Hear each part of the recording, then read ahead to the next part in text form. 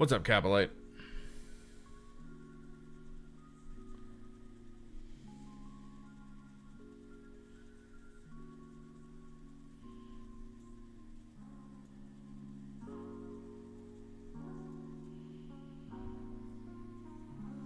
We got a lot of building to do today. Oh, I'm coming down from a caffeine crash. It's not good. It's not good at all.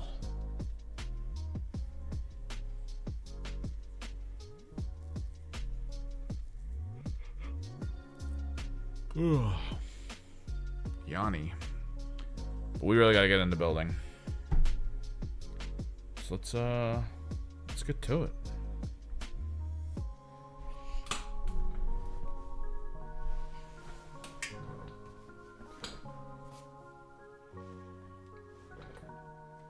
So I decided we're actually going to use some flawless blades.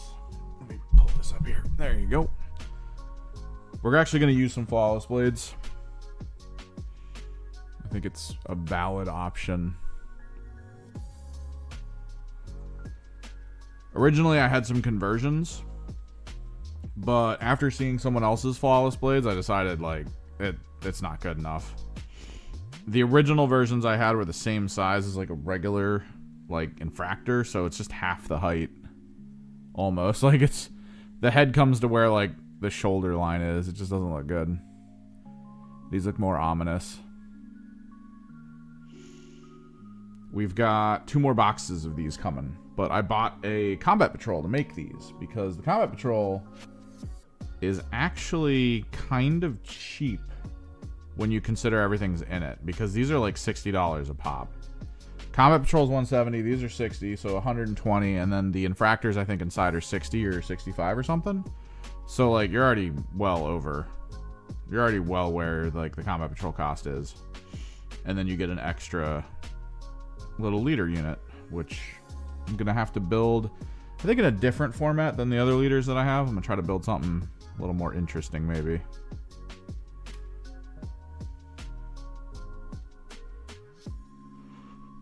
But yeah, so far I've done 2 tests. These are the same starter variant.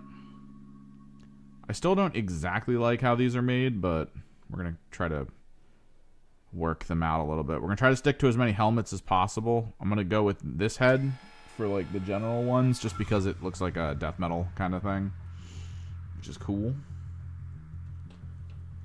Leans into what my army is meant to look like. Nicely, they seem to come in like the setting where you have the 1 per grid, which is baller. I always love it when they're made like this.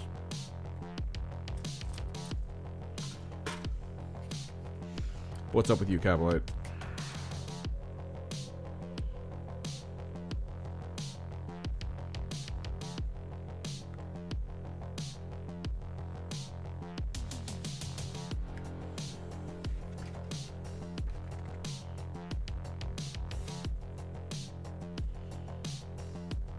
Seem to all get made the same way. We can kind of double up, at least the main bodies. Ugh, reflections. Like the main bodies are all built the same way. It's all almost monopose. Oh, the same model, or the same paint colors I've been doing for my entire Emperor's Children army. It's going to be the bright pink up faded into sort of like a cobalt color, which then becomes the purple that these guys are a bit better known for. Turn off the servo. There you go. And then from there we do the non-metallic golds on all the non-metallic gold parts. We'll do some flesh toning on the face. Any of like the vials and stuff are going to be sort of chartreuse. The weapons are probably going to be magma.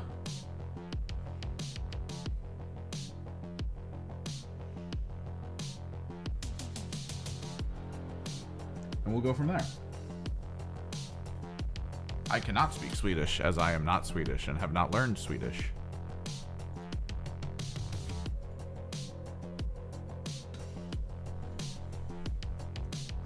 I speak very little Spanish.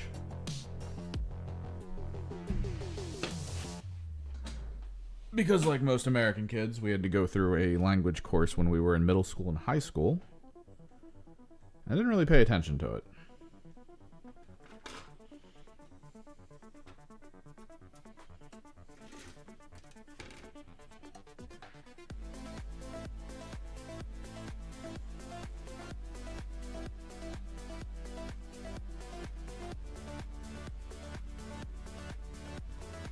C21.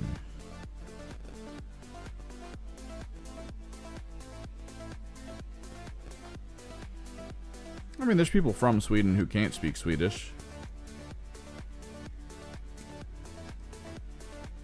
Depending on communities.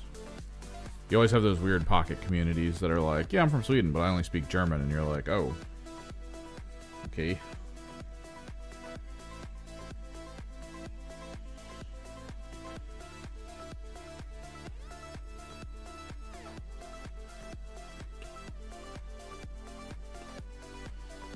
Try to bulk build these a little bit.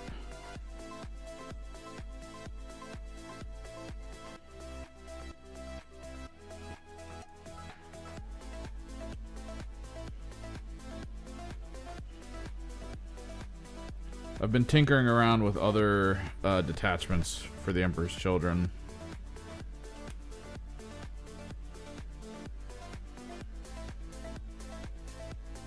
I've had some good results. Some okay results, at least.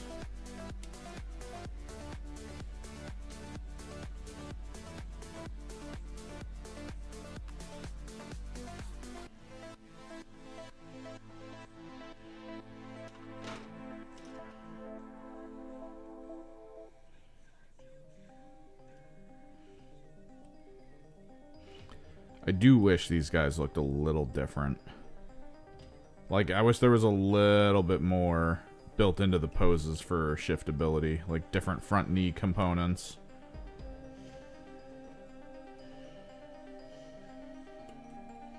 I do kind of like the idea that in a world where, like, the Primaris effect is just making every Space Marine larger, the way the Emperor's Children version of Primaris Marines kind of, like, happened, I guess, was that they all just got high heels.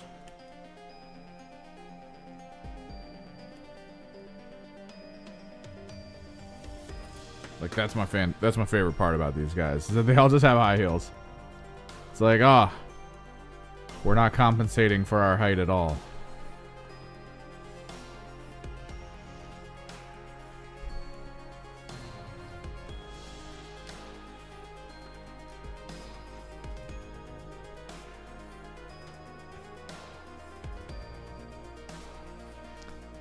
I do watch a Swedish streamer occasionally. Goes by Anomaly. Big in the Counter-Strike scene. Specifically, like the trading scene.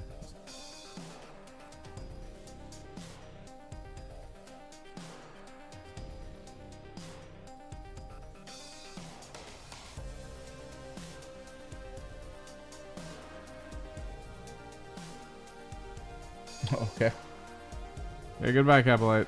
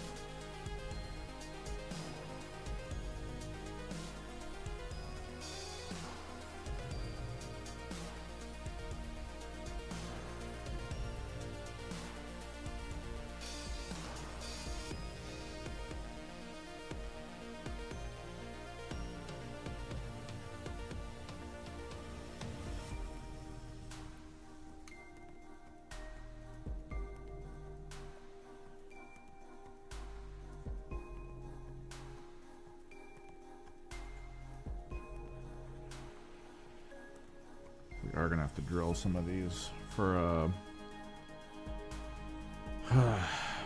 for pinning.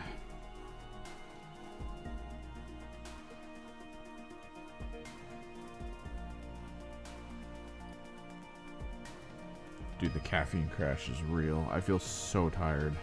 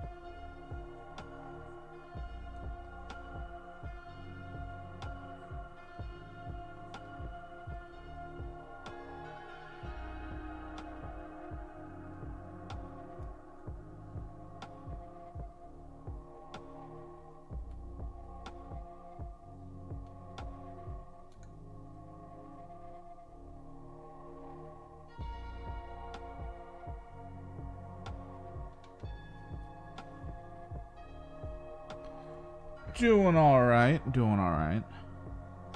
Bit beat. Very tired.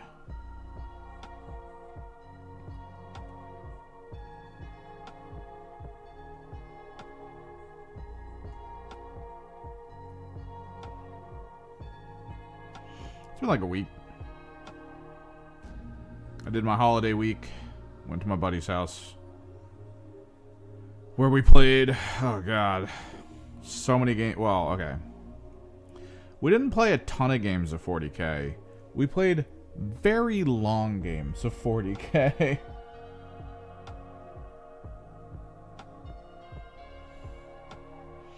Oh, nice. We also played a game called Grim Coven, and we did our first test run of Blackstone Fortress. I do not know what the menu of the month is. I haven't checked. Because it should be out now? Saturday was the first, right? To my understanding, they're supposed to get the menu of the month in the first Saturday of the month.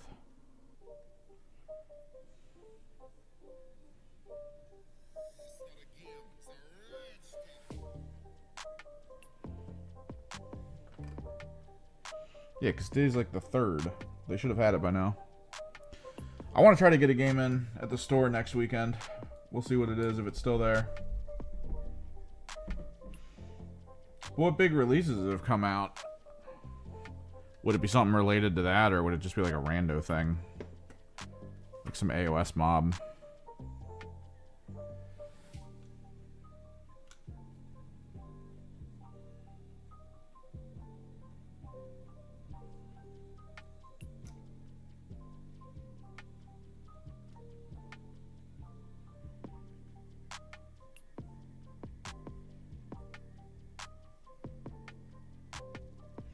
No, yeah, we call it the House for the Wayward Kids. If one of us plays, like, I don't know, Aldari, you remember when they did the Fire Dragon?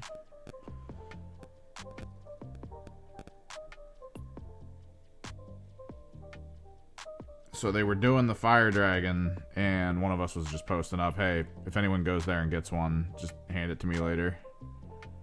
Because he played Eldari, he had all the old fire dragons, he was trying to update a bunch of them to the new look. So having extra was always good. I think he got like 15 fire dragons out of us. Which, if you consider that after their release, they became very scarce because they were basically the meta. So pretty good deal.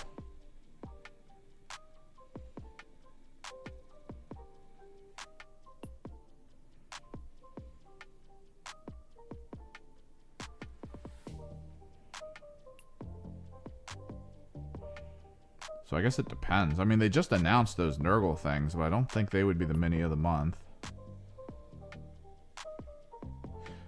Yeah, I think... Were you the one saying you were building a Harridan before? Harridans are cool. They're big. I don't know if they look enough like the tabletop side of things, but... You know. It's fun to have the big models. It is.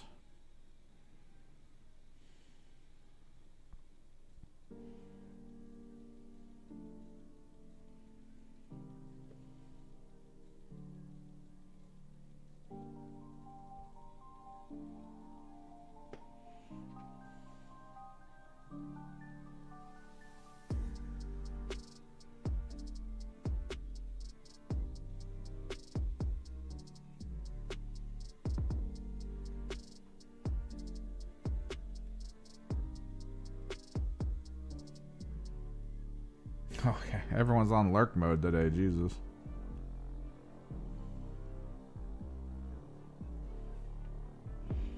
We're just out here building some flawless blades. I get that people don't like them. I get that people don't think they're that strong. I do think it sucks that they only come in teams of 3 when you... It's no problem, man. I get it. I'm just streaming because if I wasn't, I'd still be building anyway. I don't know if they're strong enough for a team of 3. Like, what's the Exalted 8-bound? Exalted 8-bound come in teams of like 5 and 10, I thought. Like, those things hit like trucks.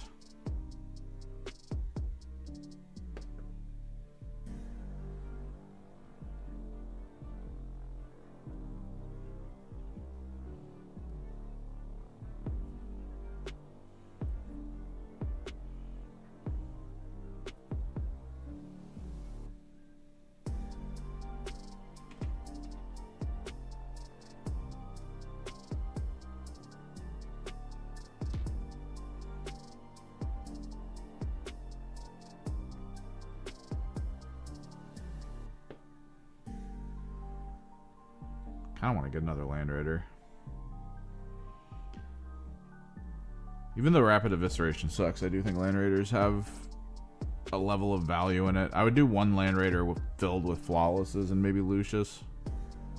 And then one Land Raider filled to the brim with Noise Marines and Cacophonists.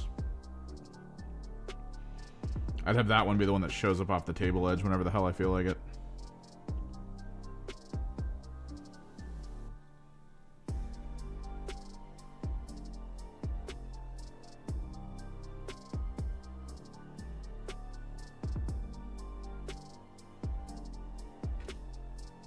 Bam. 2 base bodies.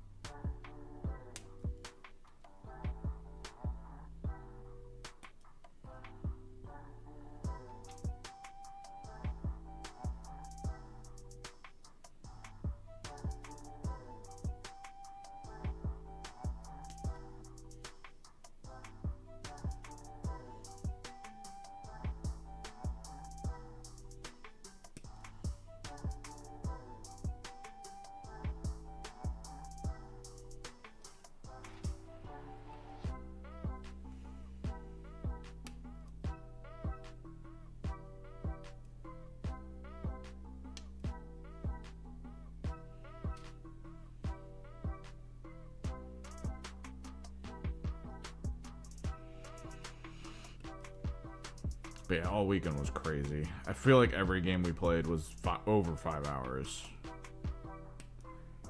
It is a wild experience. I mean, I get a lot of my buddies are new. It takes them a second to make decisions, but like, oh. We were playing one night and we weren't really paying attention, and we were in like round 4. We had started at, I want to say, like 9:30. We were in round 4 and we all checked our phones and it was like 2 in the morning. It's like, dude, we can't have this much indecision going on. This can't be the case.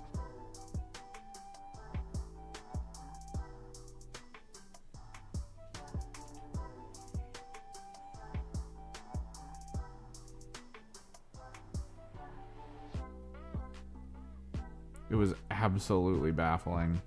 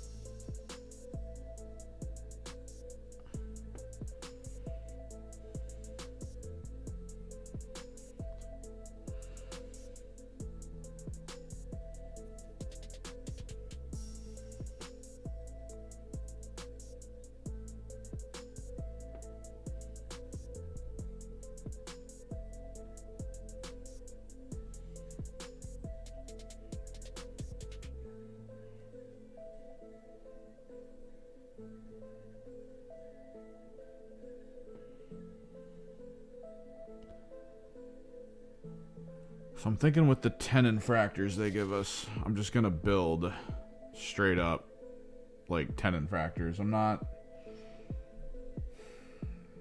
like no icons, nothing special, no leader unit. Because if I build them as straight up 10 infractors, then I have access to 2 squads of 10 and 3 squads of 5, which I feel like it's more important.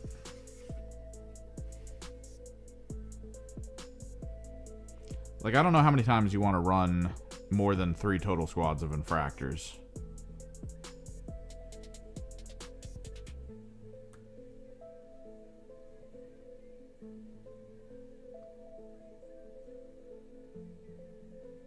Because they really are best in the hands of a exultant.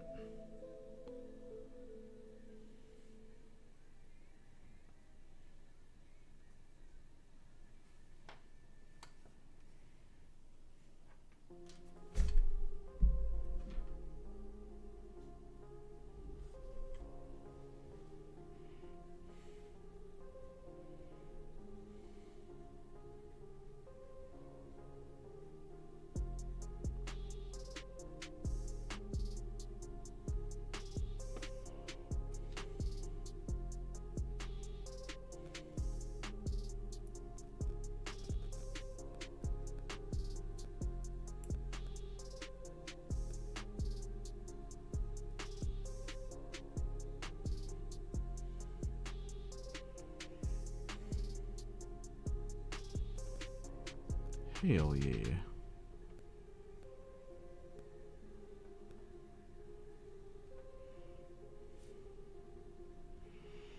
Hell yeah.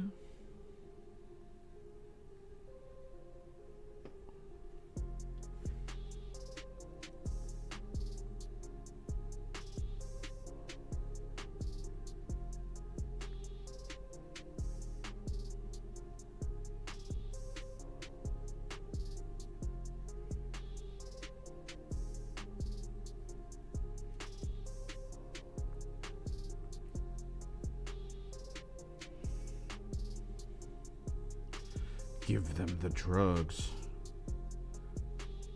I'm surprised they didn't give the Emperor's Children a detachment that involved like random drug choices. Like there's Fabius with it. There's a Drakari army that has it. And I feel like the ideal beyond that point is to just hand an Emperor's Children that benefit. Like, I don't understand why they were just like, nah, let's not do that. I mean, half our characters have drug vials on them. The stim packs and stuff. We have ploys named after the stim packs.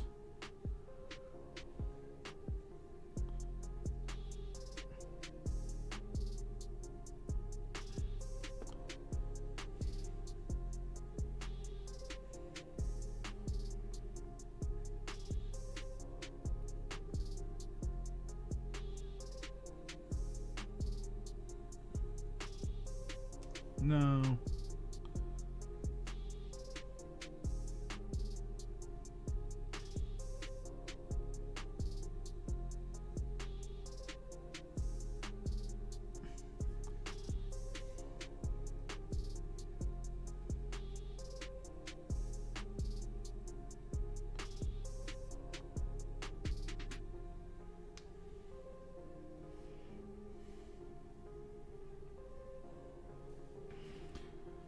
So I kind of want to work here.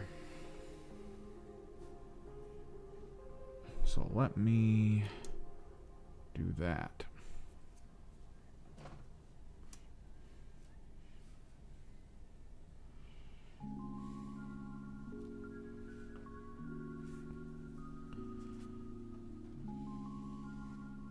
All right, after this, it is explicitly take your pick mode. I do like the blade up with the hand out on at least one of them.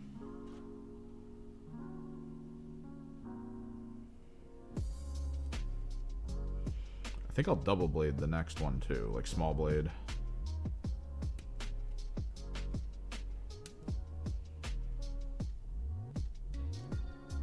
This was a pistol holster.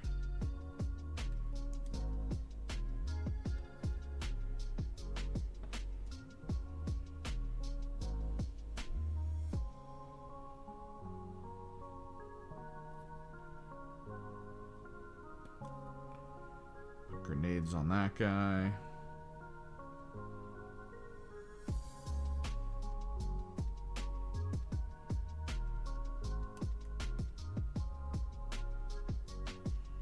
We'll do the super cool shoulder pad. And this guy. We'll do an okay shoulder pad on the other guy.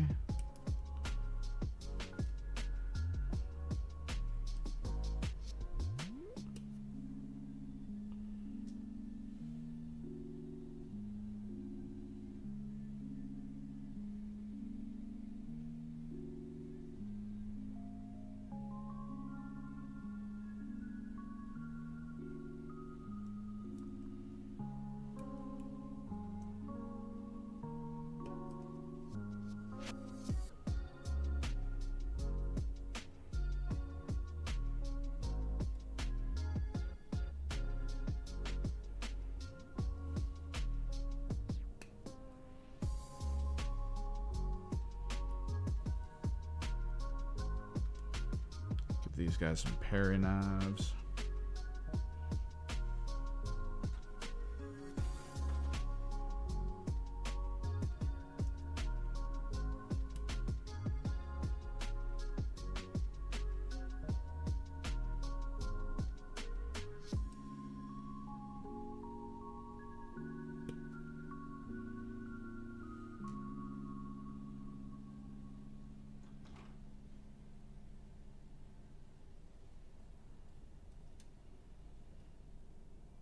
Try to find a better head. I was really hoping they were going to go half and half on these heads. And give us a bunch that had helmets and a couple that had faces. But nope.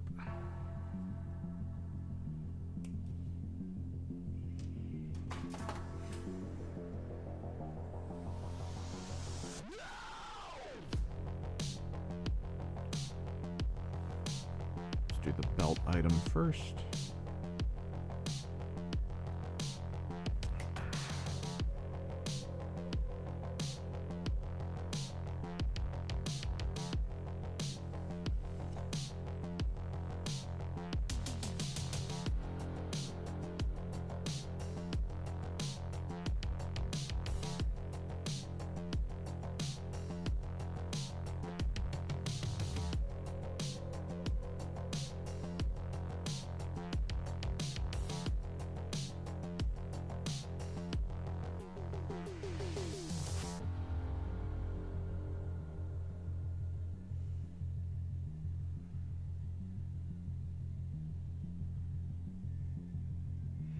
Oh, welcome back.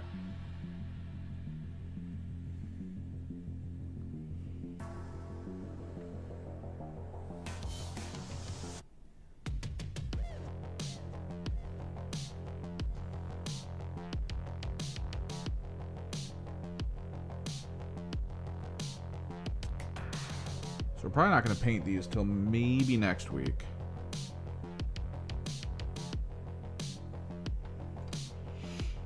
Because I do have the second batch of Flawless Blades coming in.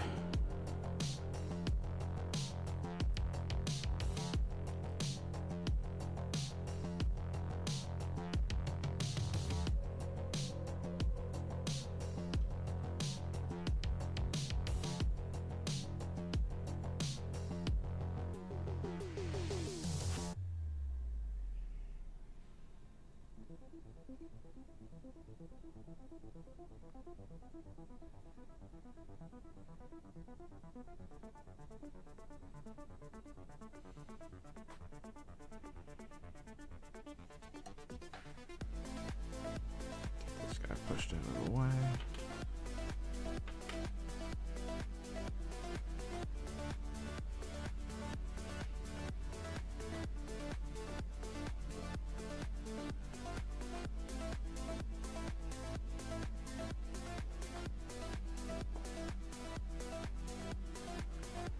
I do kind of want to run a chosen list. I really think putting a cacophonist that is preemptively chosen into one of the few squads of Noise Marines. Like if I have 2 squads of Noise Marines,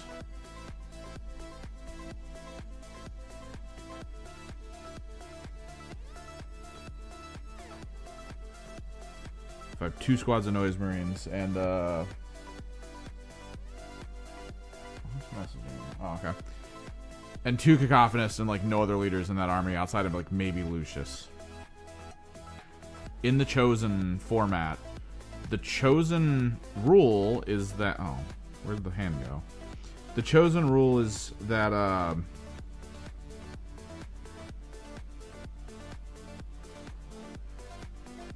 sorry, the lack of hand has confused me. I thought I clipped it. Is it on the ground? So the squad the chosen is in gets +1, I think, or no, full wound rerolls. I want to say so. Like having a squad of Noise Marines with wound rerolls is pretty insane sounding. Sustain 1, full wound rerolls, and if you limit the type of leaders and other units in that army, I think you do pretty well. Because as long as the cacophonists don't lose the +1 or the wound rolls, they like stay really good.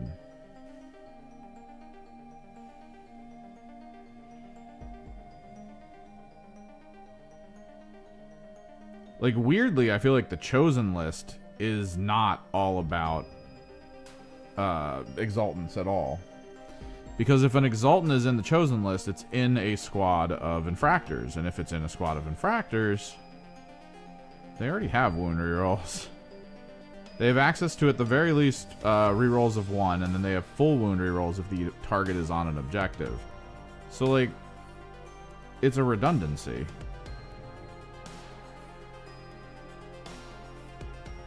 At least I feel like it's a redundancy.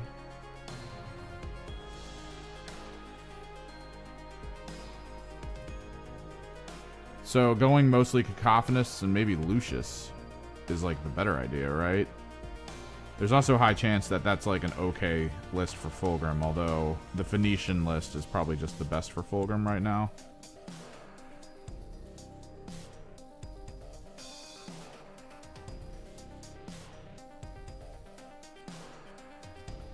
But you put Lucius in a squad of like these guys, the Flawless Blades. And it's Lucius plus Flawless Blades with wound rerolls. You leave Lucius on his own because he probably doesn't need to be in a squad, and then he has fights first. You charge into someone, you kill them in the fight phase. They're right next to you. You've got fight first in their round, and if no one else died to a leader that round, he's now your leader, so he has full wound rerolls, even if they don't have a character or a walker or something in the squad. And then you're just fine. You're doing whatever. No, yeah, I feel you. I'm kind of in the same boat. I know Thousand Suns decently well. I know Emperor's Children decently well. I know Scintillating Legion for Chaos Demons fairly well.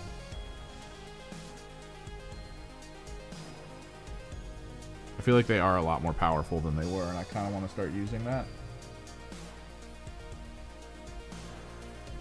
Yeah, and there's a lot of bleed over between what NIDS can do and what other armies can do. So like Uppy Downy is a universal, right? And then kind of figuring out which armies have like more or less of it. Because I think there's like, is it the Vanguard list that has a ton of Uppy Downy for NIDS?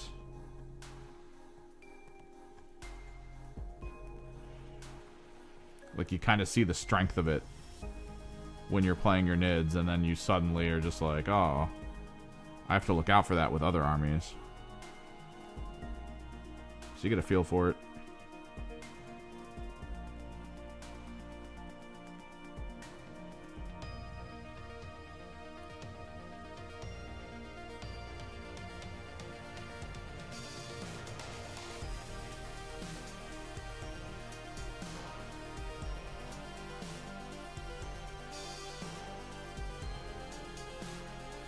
You can leave the shoulder pad off. And it's got like the under armor component for some reason I don't understand. Because the other arm doesn't have the under armor. It's just so weird.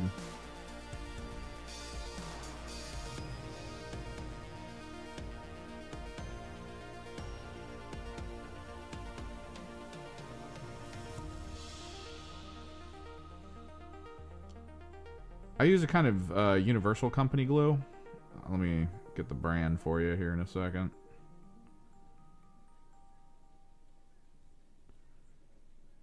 Just want to make sure this is down and good.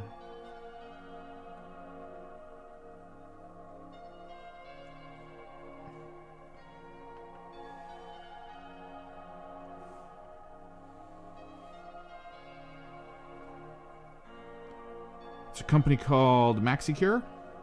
This one is plastic glue meant for ceramics, plastics, and hardwoods. It is extra thick. The extra thickness allows for it to dry in more interesting ways. Like, it can fill gaps a little bit, is basically how it works if you put it in certain areas. So you have to be a little bit careful with it. They do have thinner variants.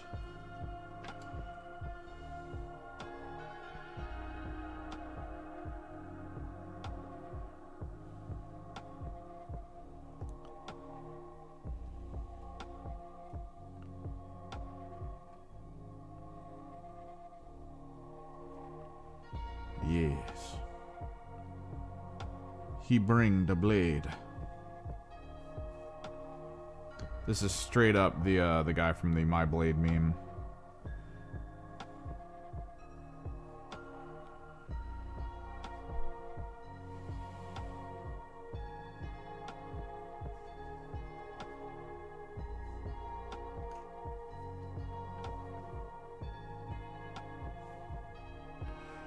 My blade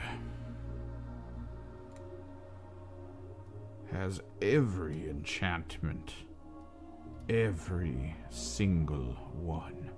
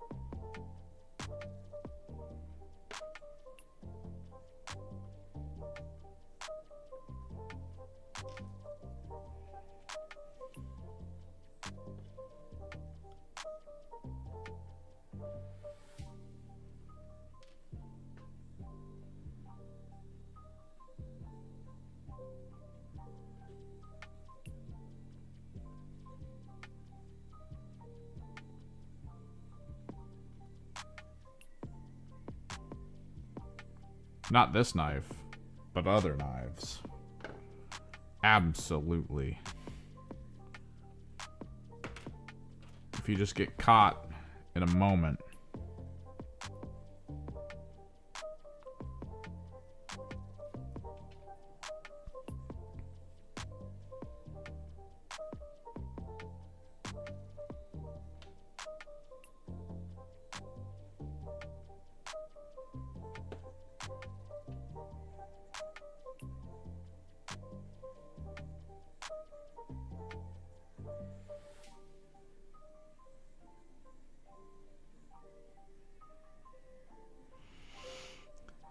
The problem is when you accidentally poke yourself, like if you just accidentally tip in, because sometimes you don't notice it, where you're just like, oh, and you're like, oh, that's weird. I seem to have nicked myself. And then you just keep going like there's nothing happening, and then you check and there's just like blood coming out. Like you don't even feel it.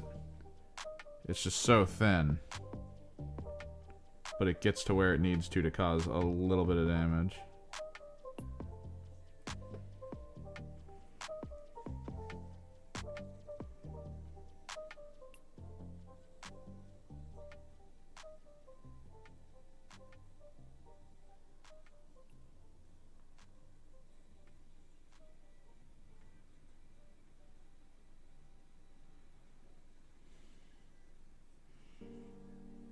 Action pose.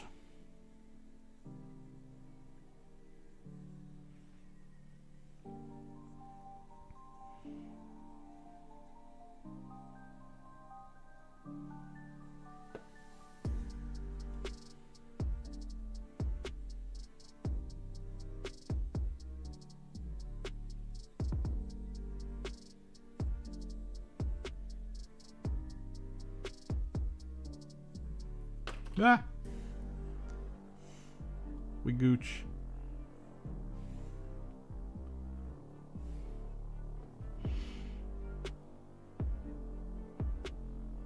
Yeah, but we played so much 40k this weekend. Blackstone Fortress was pretty cool though. We played Curse City before Blackstone Fortress, and supposedly Curse City was like the refined version of Blackstone, because Blackstone I believe came out first.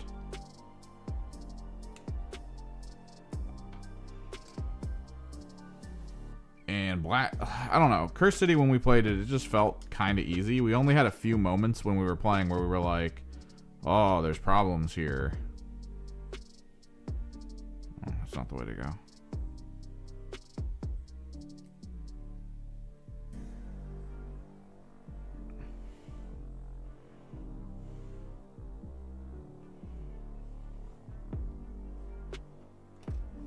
Sometimes when you're holding like this and you flick, you see like the the hanging loincloths. Occasionally my finger will hit them and it'll like fling out of my fingers. But yeah, Blackstone's hard. I have not. I have 2 friends that play it pretty extensively.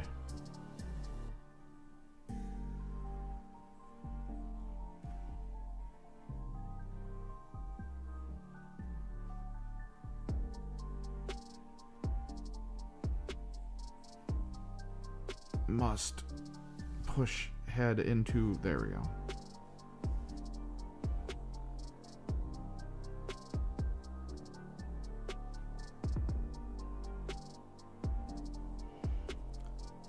So this is the alternate of this.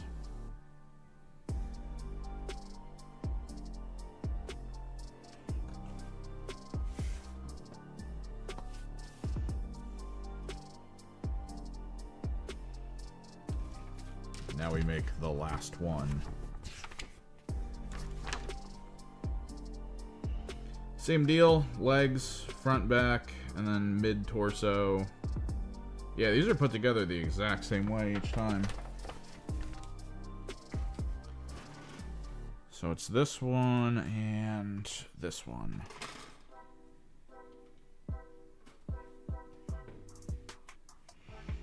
Because, yeah, we lost our Blackstone Fortress run. And it's a lot harder than we thought. Because the first time we ran it with some Curse City rules. And in Curse City, you're supposed to, like, lose and then gain health. Sort of, like if something wounds you once, it's regular. And then if something wounds you again, you flip it into a Grievous.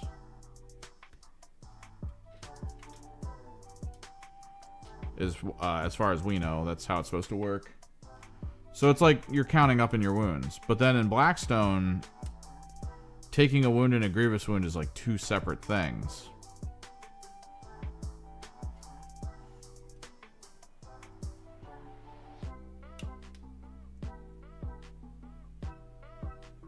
Grievouses are harder to get rid of. Regular wounds are easier to get rid of. And I swear to God, if you ever want to like see a moment that equates to the actual luck of individuals playing it, when we played Blackstone Fortress, you have to roll for what the enemies do, right? Like you have to roll to see if the enemies come back. You have to roll to see how well they do in combat with you, all that stuff. So it's kind of like regular, right? Like you're just checking things. It's cool. What kept happening to us was we just kept, like, we were doing nothing to them. Like, we would roll the worst rolls ever into the enemy units. And then we would roll the enemies into us, and we would roll so well. I did a sequence of attacks, right? Like, wait, where does this go? Okay, that's fine.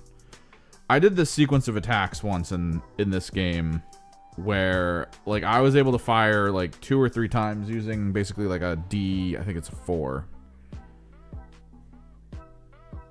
I rolled 2 at a time, and I rolled several times. Like, I rolled 4 times into, like, a bunch of stuff, and then I rolled 2 more times after it, and I never hit.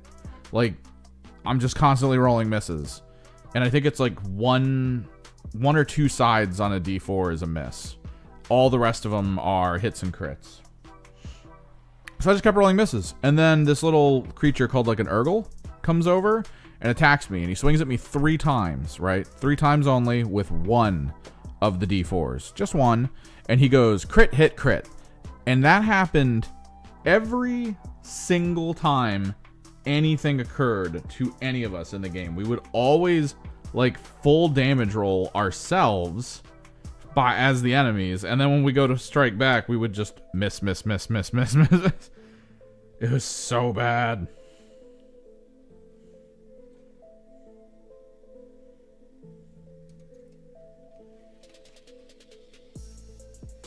That was the entire game. Enemies that had really low chances to hit, like the dice that were really bad at hitting, would hit us. Guaranteed. Like, they would hit us, crit us. And then we would bust out the same dice for ourselves, and it would just be like, nah, bro.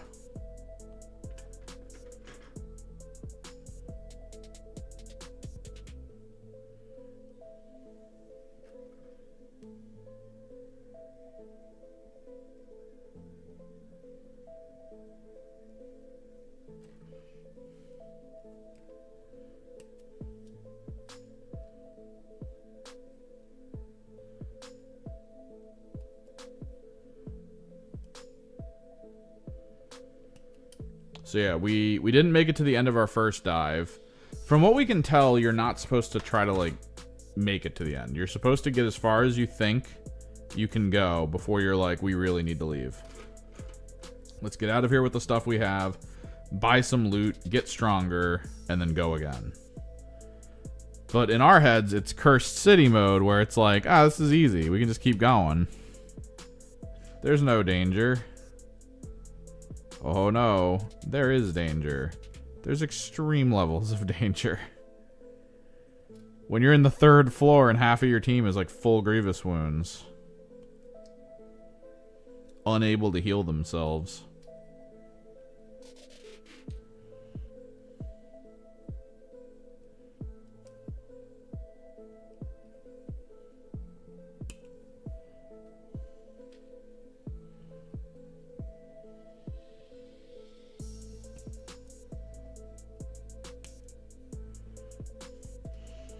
Even the healers, like the ones meant to be healers in the team, they can't heal grievous wounds out. There's only like one character who has a chance at turning a grievous wound off.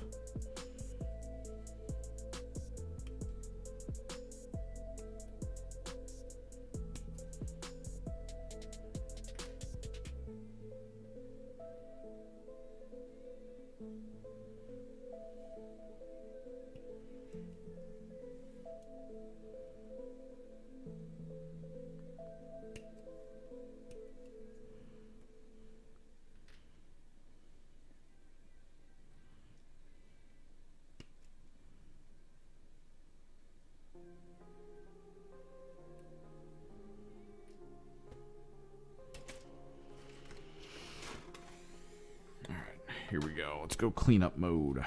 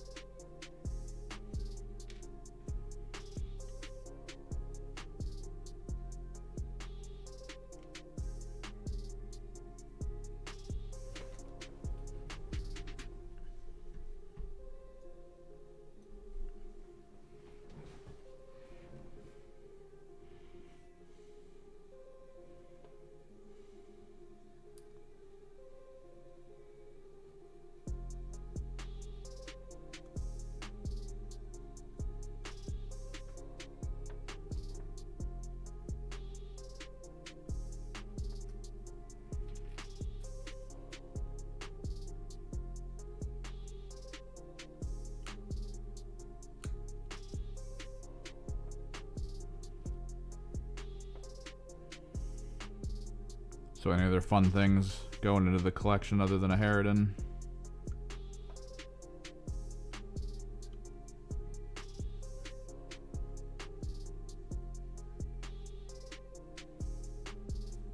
And what's your favorite NID unit?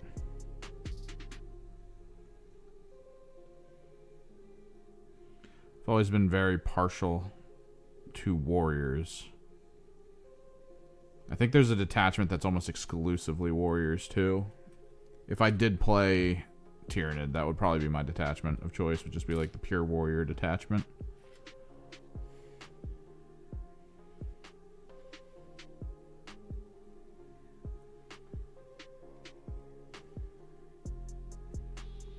I like that they split them up too. I like that they put like melee and ranged variants in 2 different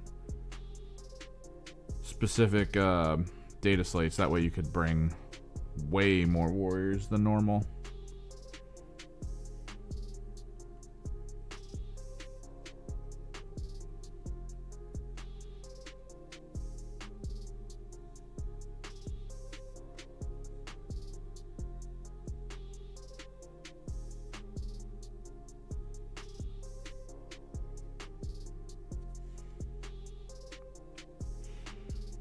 Yeah, that's what I'm saying.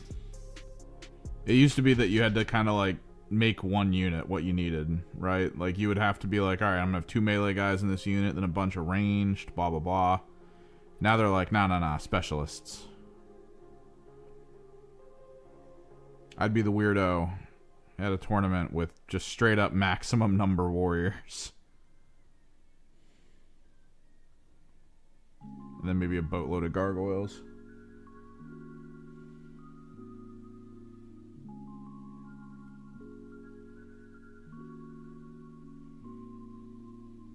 Send them out, get some objectives.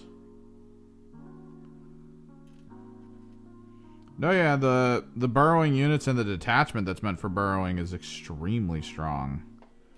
One of our local players is doing very well with it at GTs and RTTs.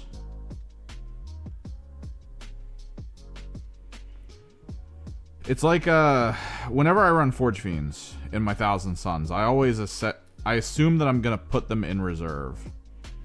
Because the thing that I love about Forge Fiends is if you can get line of sight on stuff with them, it evaporates the stuff. Like, it just kills them. It's so much damage. But they're hard to get into position. So if you leave things in reserve, they can just kind of, like, show up wherever. So then you look over at, like, the burrowing detachment in the Tyranid, and it's that. But it's that to the extreme, because you put, like, some of the biggest and best damage output characters and monsters in the game into reserve and then just pull them out of a burrow turn 2. Wipe out all of your opponent's best units if they don't hide them well enough.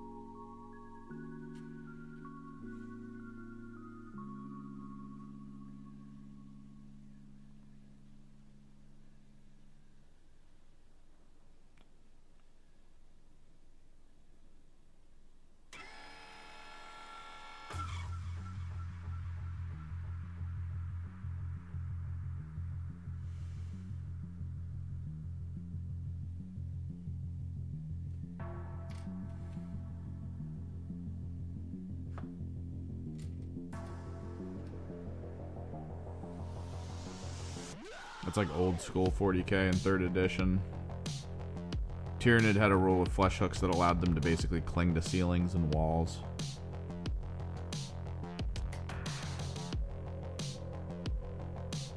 So my buddy took his Tyranid army to a tournament. And then he had a lictor. And that lictor decided to cling to the floor of one of the defensive positions that the enemy had. That was like a point scoring position. And because the lictor was within range of it, he couldn't score on it. But he also couldn't see the lictor, so he couldn't shoot the lictor. So for an entire game, the lictor just sat there and prevented him from scoring. Because this was way back in the day, and the guy went like bulk Terminators.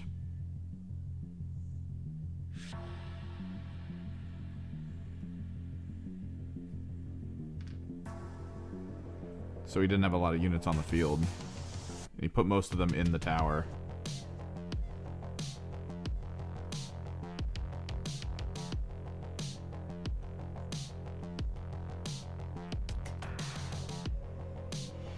It was good.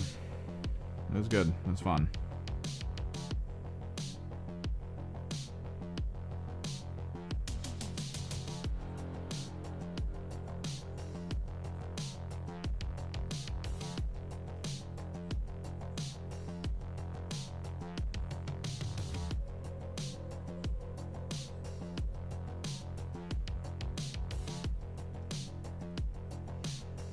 It wasn't.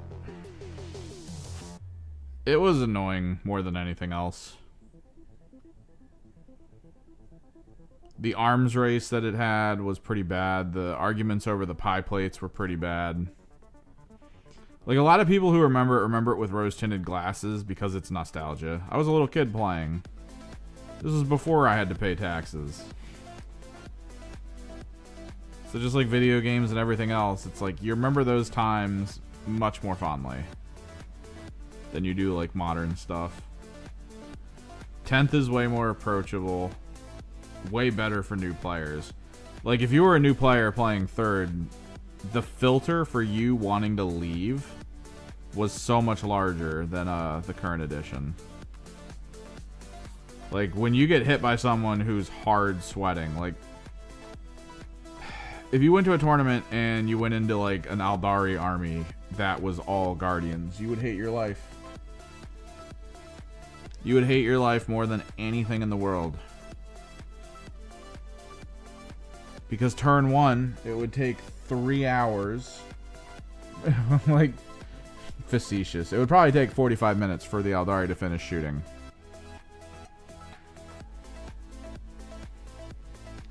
They would have to bring buckets of dice in order to, like, roll everything out. They would just pick targets and then just start rolling dice until it died and then keep going. Because it was numbers game at that point. It was all saturation. Or in my case, you played like I did, where you were able to internalize the distance of everything on the table. Like, you knew the table length. You knew all of it. You knew how to like think about it in terms of percentages, right? So when you had vehicles like Defilers with the paid for upgrade giving them indirect, you could be like, you could have the Defiler just sitting behind a building where no one else can shoot it, and then just be like, all right, 22 inches to this spot. Oh, look, it's 22. Let me roll the scatter die. Oh, look, I hit you dead on. You lost a squad. You didn't even see me. I'm wiping out most of your army. You're not even seeing me. Because the pie plates were like this big. Like, you can't even see it on the freaking camera. So, like, I could take out like 15 orcs with one. Like, just 15 orcs gone. And the trick is between the blast rule now, which mitigates the bonuses based on squad size, versus then, that pie plate was taking out 15 whether you had 15 or like 5. So, like, if you went anywhere below a certain number, I was killing all of it anyway.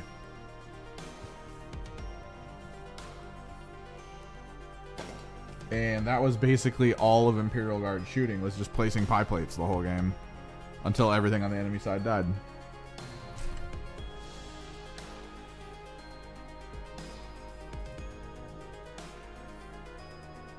It was not good. It was just so imbalanced. But at the same time, I don't think it was about the balance. I think it was just about, like, let's have some fun kind of stuff.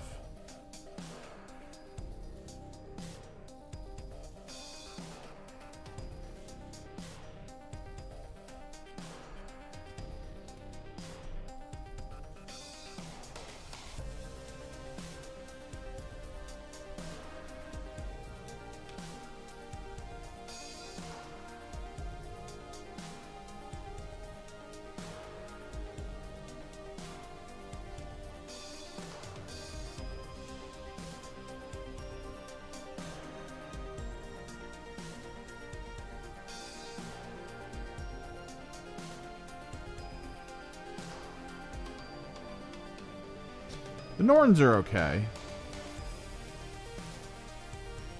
I know early on everyone was like all about them when they were first seeing them, and then they saw their points values and saw what they did, and they were just like, they're not that worth it. I'd rather just go Horde. But like, there's a place, right? It's the same thing with these Flawless Blades. People saw the Flawless Blades, they saw their rules and went, they're not worth it, they're not good. I don't know, I think there's a place.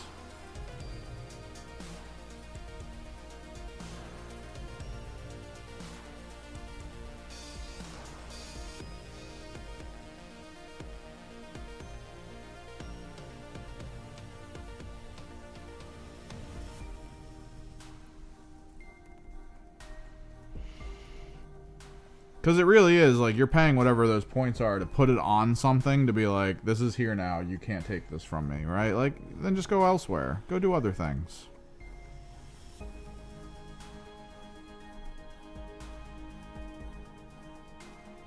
And there's ways to sort of, like, ricochet yourself places with them, so you can get into, like, really far combats if you really want to. The harpoon variant does some really cool stuff with, like, army rules as well, to my understanding.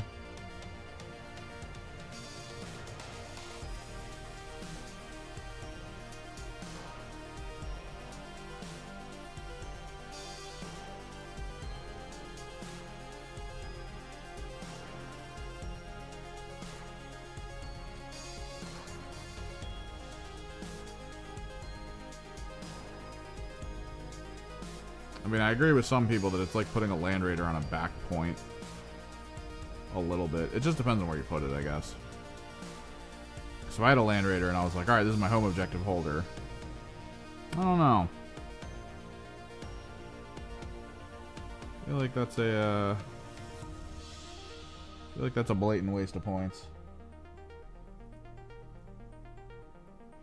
Well, yeah, it's cheap compared to the Bio Titan, but you're not taking a Bio Titan to a tournament unless you're explicitly trying to flex on nerds. Like, that's the only reason you're taking a Bio Titan to a tournament is because you just wish to flex on nerds.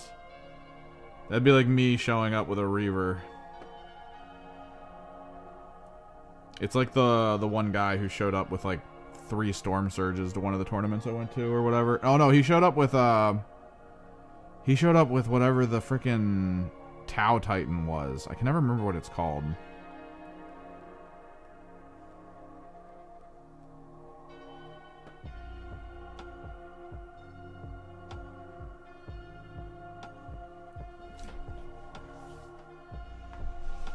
What the hell is the Tau Titan called?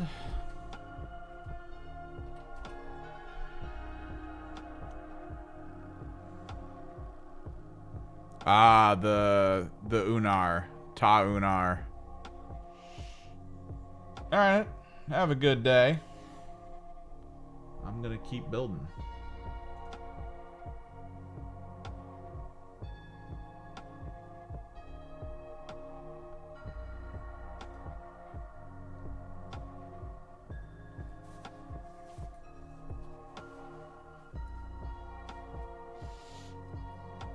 Oh, my back is sore. Feels weird. Back feels weird. I feel like it's mostly from frickin'... Oh, there we are. Mostly from standing around a table, bending over it, moving units around.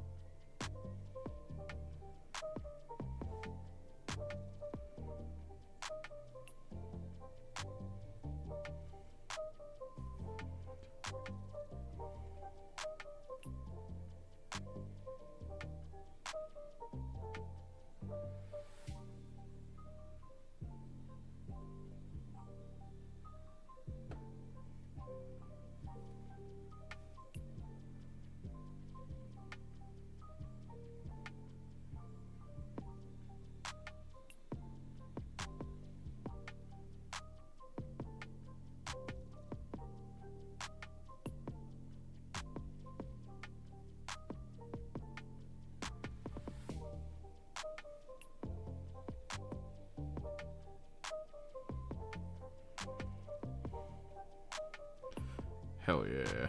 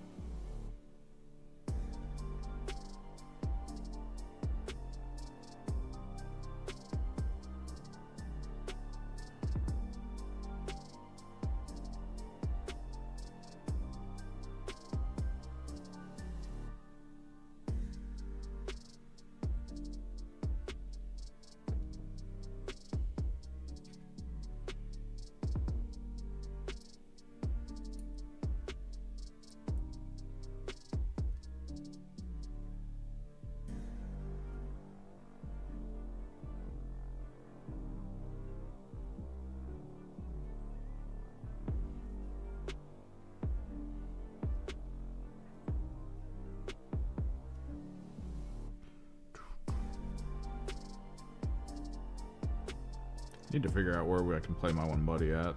Because I know he said he's like a bit north of here. Like a decent distance north. It's not super easy to come down.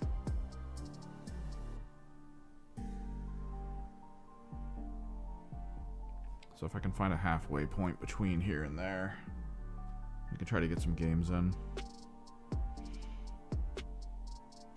He did it though. He spent like 2 days. Originally he was like, I only want to play Kill Team because it was like small enough scale, and he had fun playing it the last time I played with him. And now he was like over at he was over at my buddy's place for the week that we were there, like a couple days, played a few games, and he was like, oh, I think I'm gonna play Necron.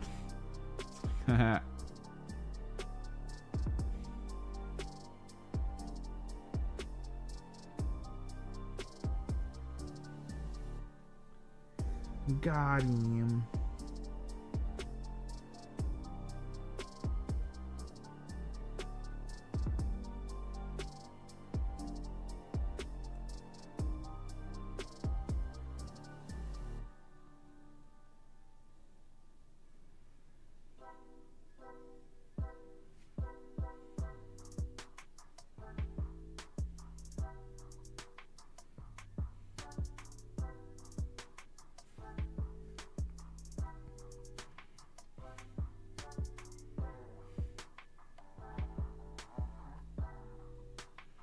What's awesome is we have a ton of Necrons, like, sitting in a closet.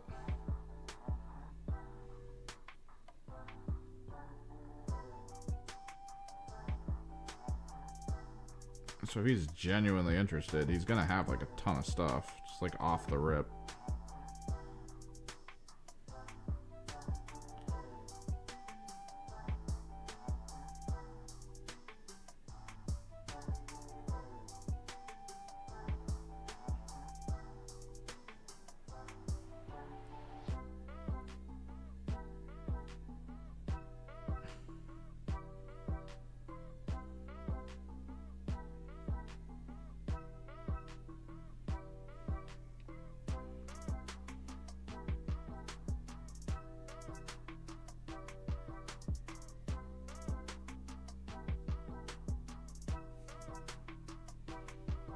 dual pistols on a flawless blade.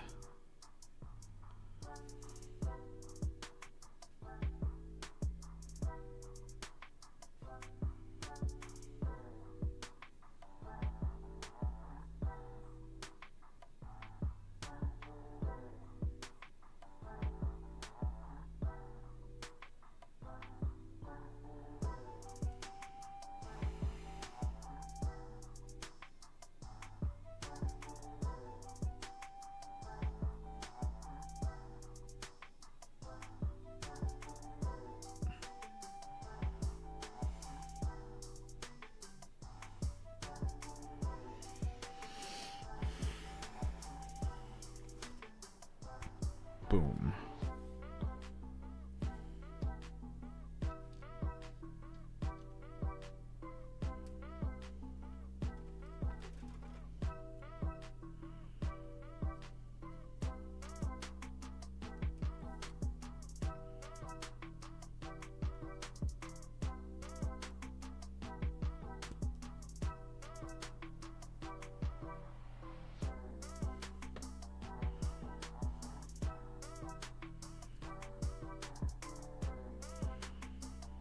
Alright, let's try to find some good heads.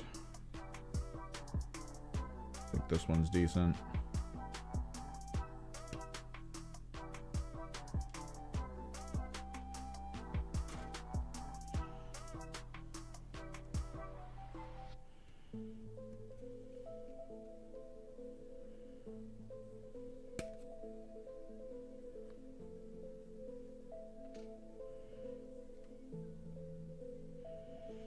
There's a tongue one, but I don't really like the tongue one.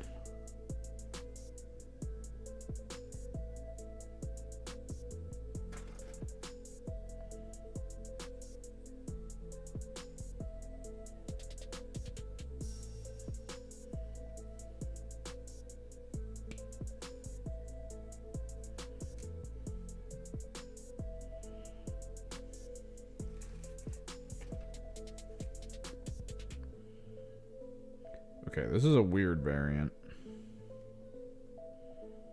'Cause there's like two versions of the I'm holding my sword with one of my hands type situations going on here.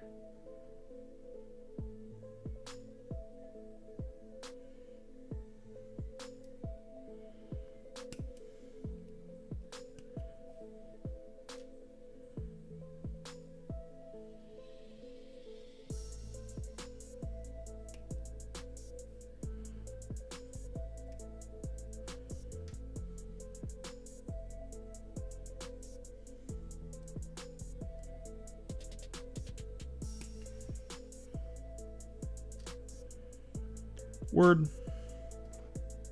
Need another shoulder pad. Here we go.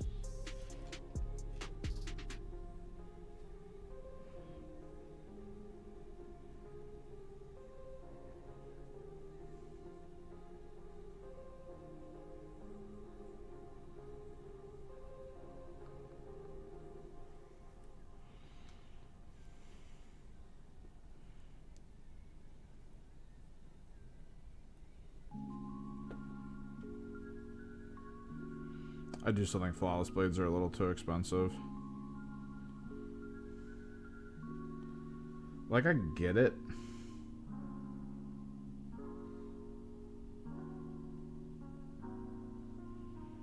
I do.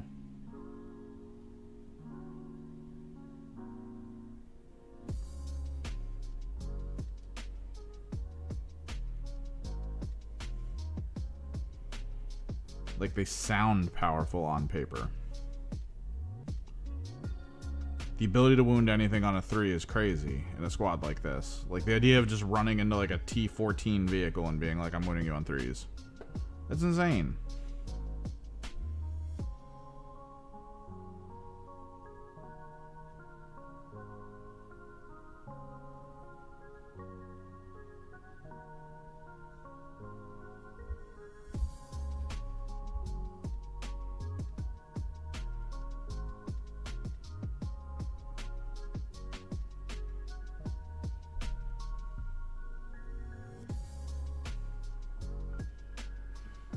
Hell yeah. He's gonna be heating his hand off the warmth of the magma blade.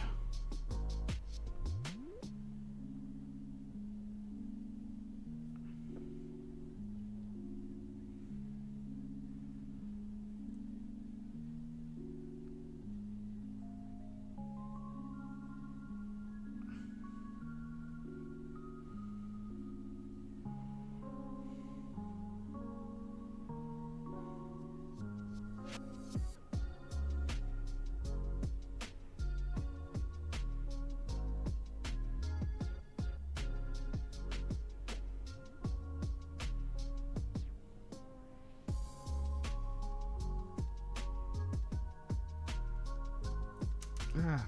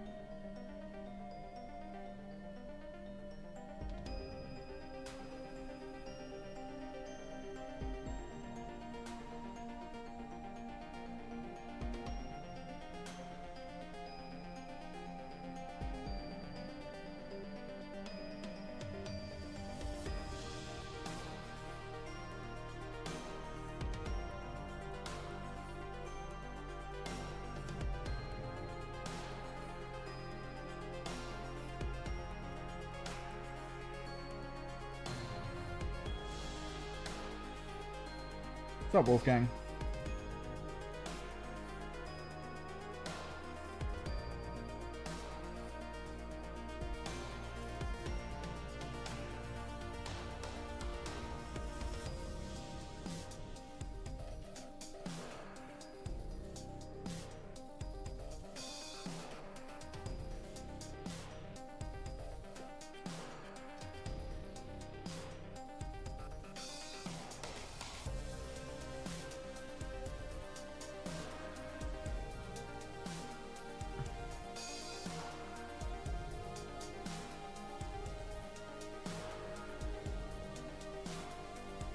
Alright.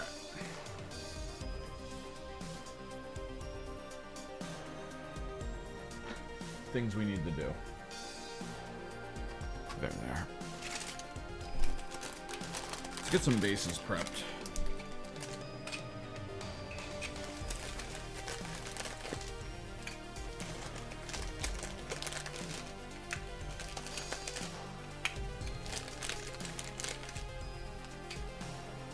This is for the Exultant.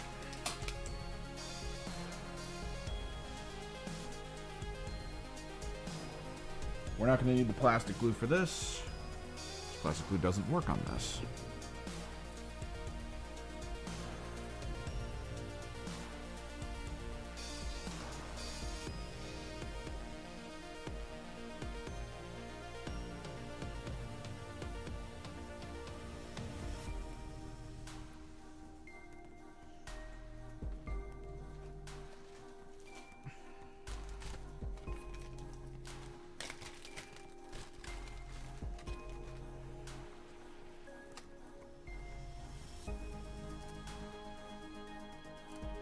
Cork board, a miniature artist's best friend.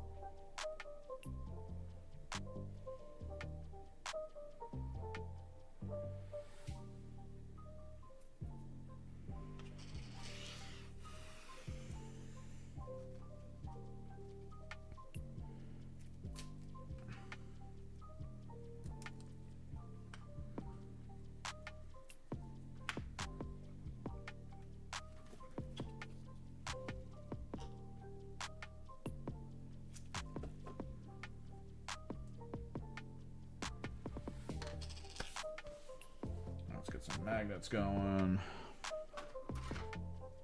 Bunch of extra parts.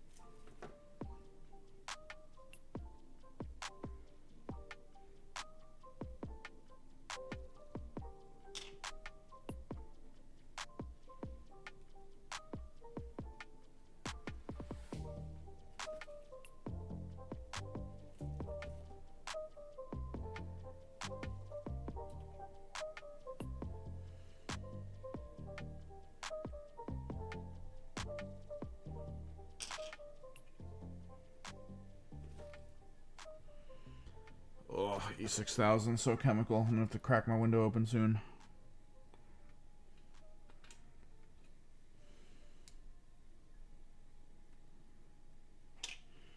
Which is good, because it's freezing cold out, and I like the cold. I hope I have enough Mod Podge for this.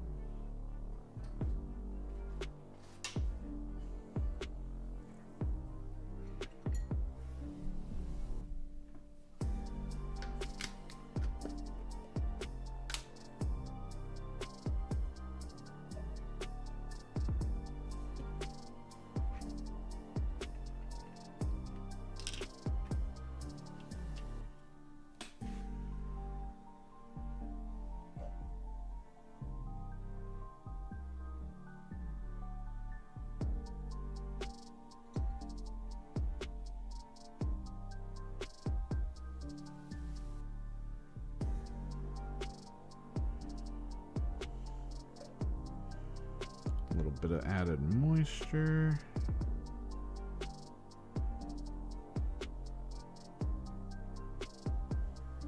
Try to thin it down a little so we can get into the crevices.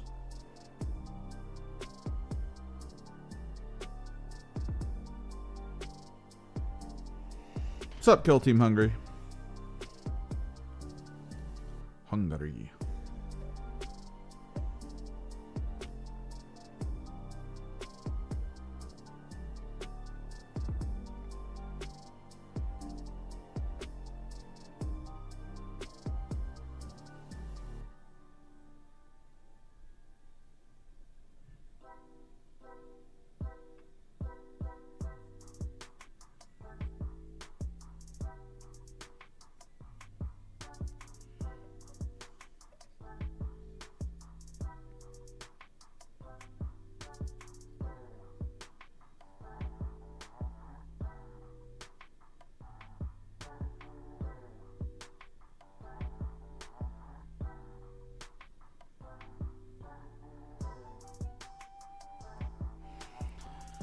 Things are going all right. I'm a bit tired.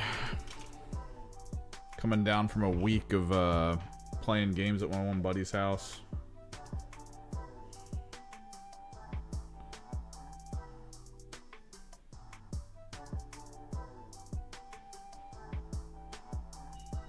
Decided to expand my Emperor's Children collection next. So I got the combat patrol so I could have bigger squads of infractors if I needed.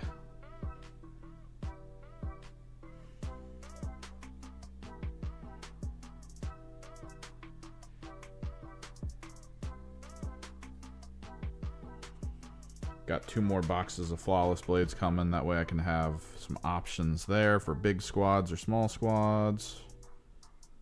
Bunch going on.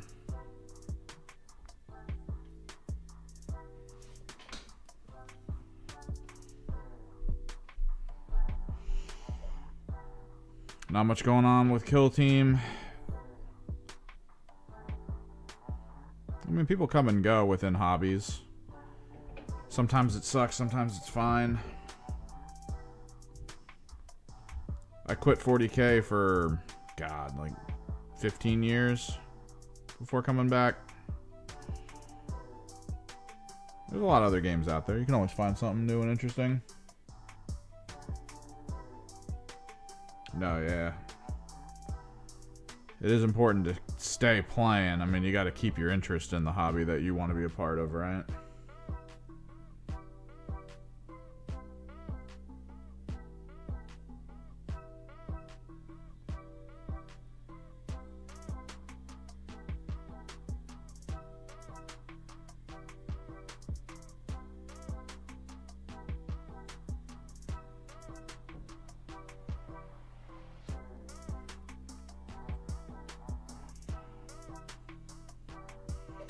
We just started doing tournaments locally. I'm not going to be able to make them all, or this next one coming up, rather. I might swing by to say hi.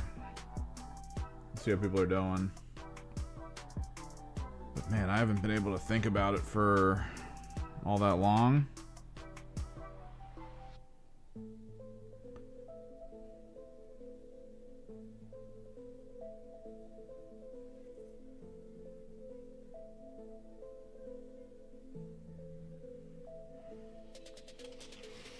My only issue with chess is that it's kind of solved, but like at the same time, you know, you're not always playing people who have, quote, solved the game, unquote.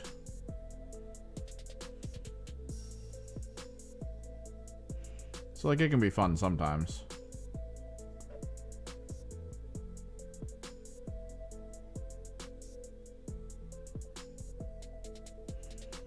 What I think is funny is I don't know if you've ever heard. Oh yeah, I don't know if you've heard, but like there's this long-running meta on YouTube of like random YouTube personalities who would play chess, and like that was their whole thing. They used to play like other stuff or do other stuff, but then like they got really into chess, and like there's this big boom of interest in chess. And then it came out that like what a lot of them were doing was they would boot up a like a side game of chess into like a really good AI, and if they were going first, they would have the AI go first, and then they would wait for their opponent to make a move. That way they would then put the opponent's move in to see what the AI would do in response, and then they would follow it. And this was literally like the controversy coming out from all these like different content creators who were like, yeah, I'm pretty good at chess, and then they would just sit there streaming it and beating people like a lot, and it would just be because they had a game up with Grandmaster AI on, and they would mirror the moves. It was way too crazy. What's up, fat man?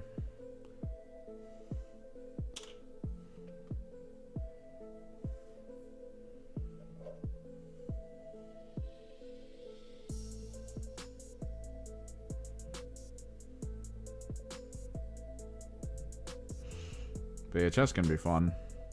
What did I used to do? On phone, I know I was doing I think I was doing like the Pokemon trading card game PvP stuff, because like that's pretty fun at times. Pretty quick. Get a game done in like a few minutes. The annoying part is when you're beating someone and then they just decide to AFK rather than quit and concede. So they take like, I think it's like 10 minutes of your time before they're forced to concede. So you just leave your phone sitting there.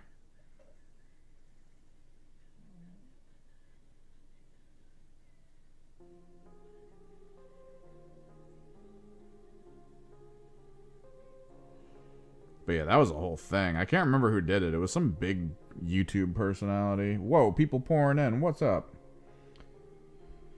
Oh, welcome in from Germany.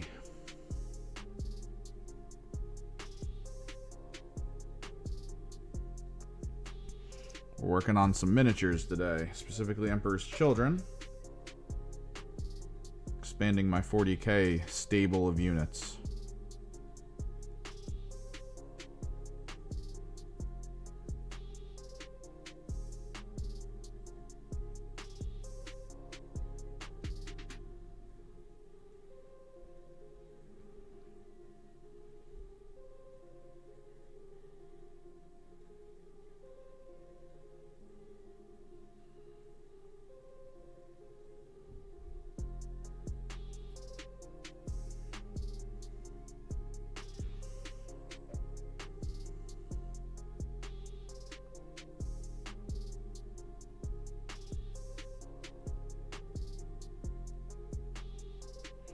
We had a Swedish guy in here earlier. For the second time, who continues to ask me if I speak Swedish.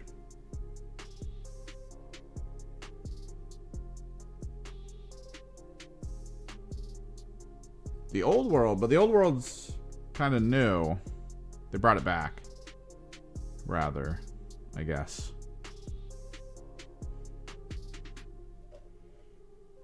I still don't fully... I'm not too familiar with how the old world's doing. Like, I like some of the models they drop, and I like kind of what they're doing with it. I don't know where the big scene is for it.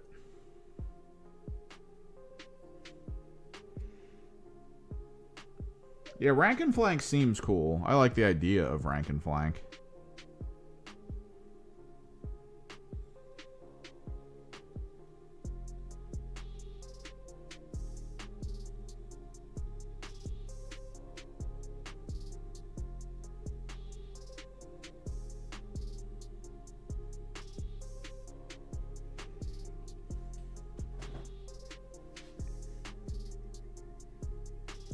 Oh, nice. But yeah, the new stuff looks cool. I like the new Jade Empire group. Can never remember what their actual name is, so I just call them Jade Empire in honor of the game.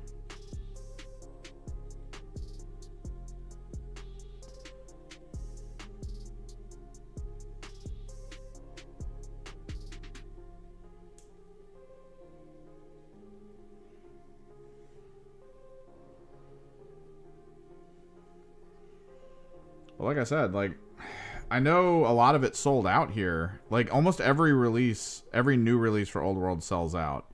And then every store that reorders after the sellout never sells more. There are no local tournaments. There are no local game nights that I've seen on any store Discord schedules. Nothing. So, like... I don't know. I don't know what's going on with that. Because I wouldn't mind watching a rank and flank game of Old World. Like, I think it would be cool. I haven't really seen rank and flank like that in forever. I kind of want to see where it's evolved to, I guess.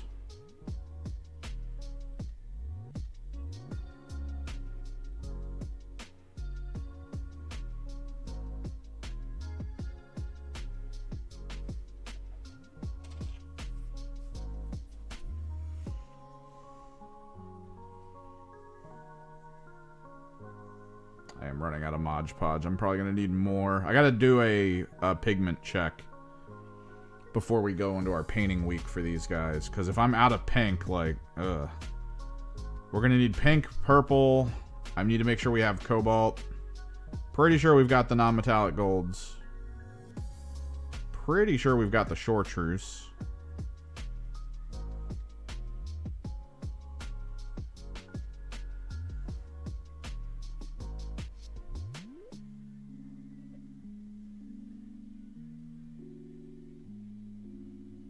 But yeah, it feels good to expand my EC a little bit.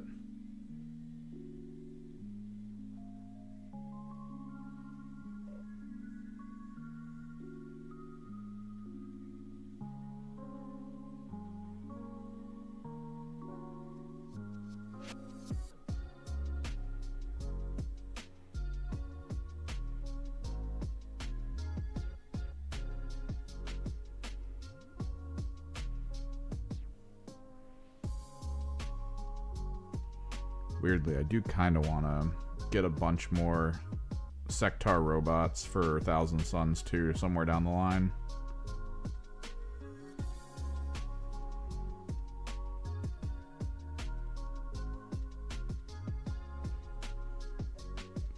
Nice, what you painting?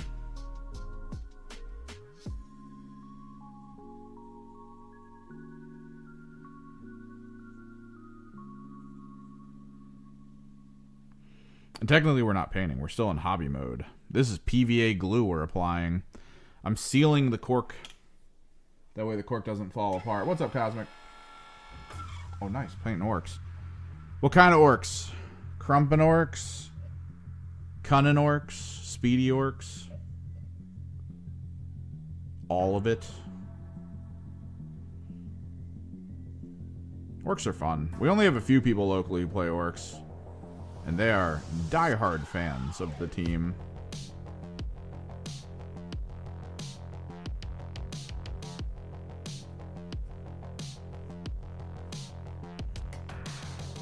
Got the DACA orcs going in with them.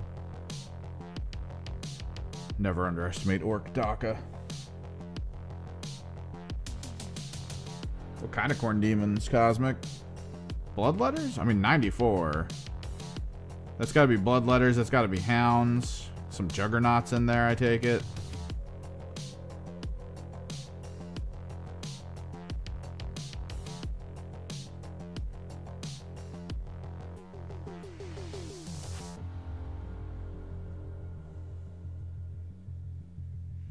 Always liked that idea. Blood crushers. Or is it skull crushers? I think every name for everything in that entire army except the greater demons.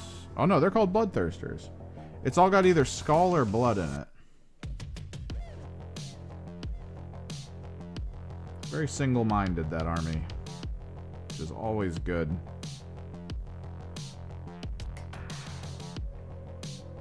Oh, nice. We have a buddy who just got into Death Guard. One of our other friends has a boatload of Death Guard on hand that he just doesn't use. A lot of it painted, a lot of it unpainted.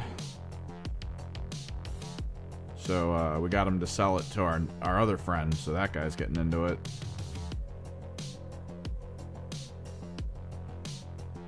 He's learning the joys of Death Guard Terminators.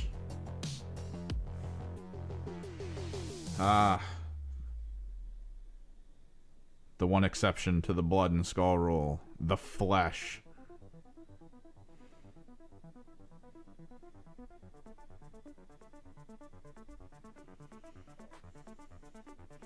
But yeah, eBay is a good spot to hit up if you're trying to get into it quickly. Just beware of sellers who maybe try to screw you over. Sometimes you can get some weird situations out of that.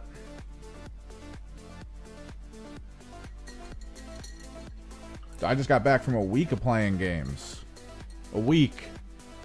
Usually 2 a day with people who only like one of them kind of knows how to play in sequence, right? Like in that whole like here's how I score, here's how I do things sequence. Only one of them knew it. The other 2 didn't, so every game was like 5 hours minimum. Minimum. It was absolutely insane.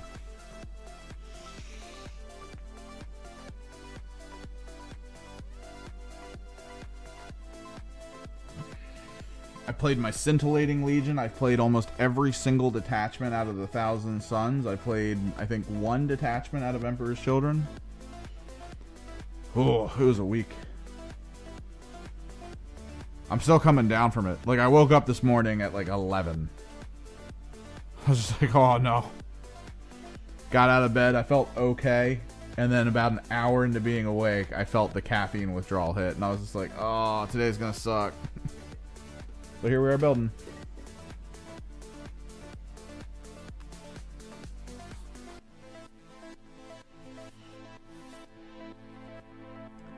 I'm gonna let those dry for a bit. We're gonna build... We need to pick a loadout.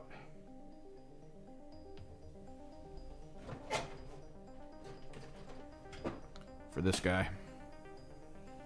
The Exultant. I feel like there is 100% no reason not to give him the spear. Exultants are weird. Let me look up their card to make sure what can swap to what. Because I don't want to give him a gun. I think that's like the dumbest thing in the world. You don't want to give this guy a plasma pistol. You don't want to give him the...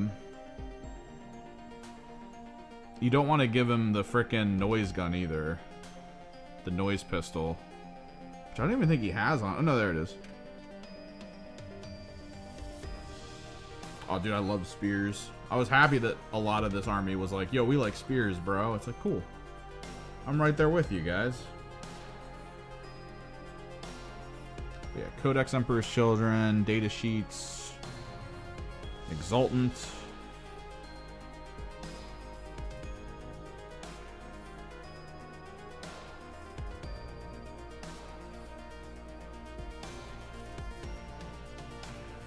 War gear options. So he starts with a Phoenix Spear that can be replaced with a Power Sword. Phoenix Spear is 52722 with Lance. Power Sword is 52522 with Precision. Yeah, like why would I not go... I mean, I guess if I'm trying to aim for precision, but like... 7 strength with Lance is a little too good. It's that offhand that gets me.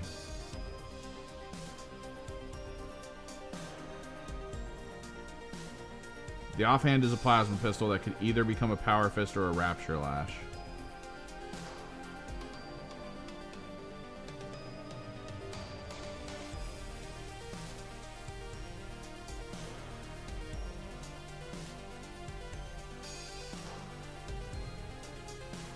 What can he even lead? He can only lead Infractors or Tormentors.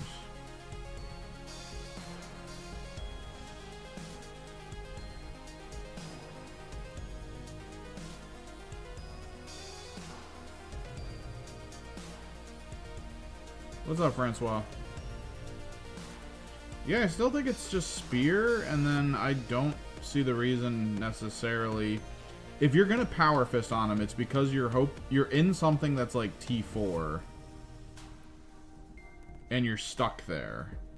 But you should never be stuck there. I guess it's if in like a clapback phase, it's better. But I honestly would rather take the Rapture Lash, just to get the extra attacks with lethal. I don't know, it just feels kind of dumb to not take the Rapture Lash.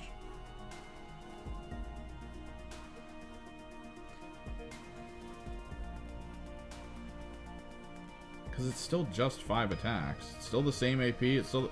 If the Power Fist was like more AP or more damage, I'd accept it. Oh, nice. Yeah, I think we Rapture Lash here. We build a standard, I guess.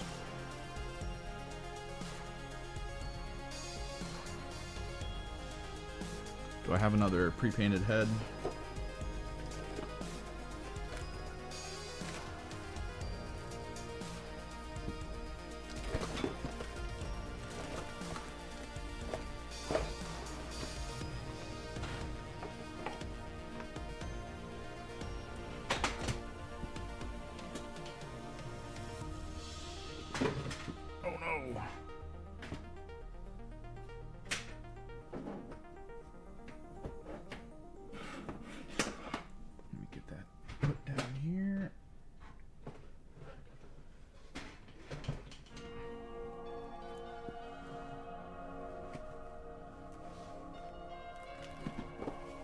I have another pre-painted head, that would be pretty sweet.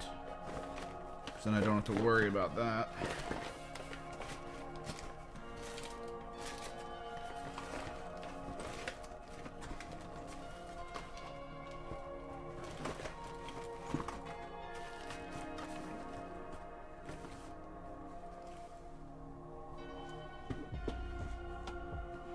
That's good. We got orcs going in chat. We got corn demons going in chat.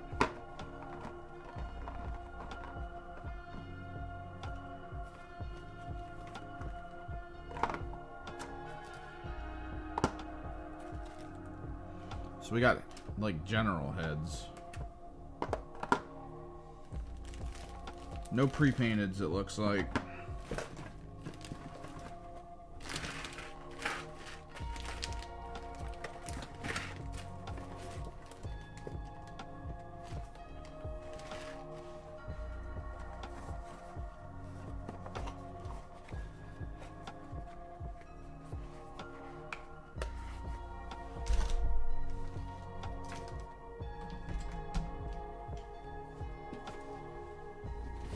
I could have swore I had some pre-paints. I just don't know where they would be if I did at this point.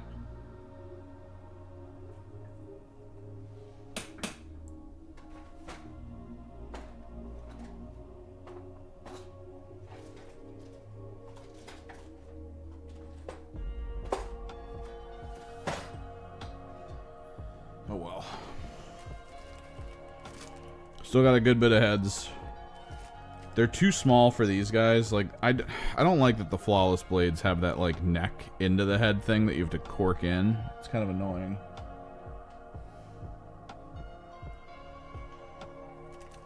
But I guess this Exaltant will do another one of my printed heads.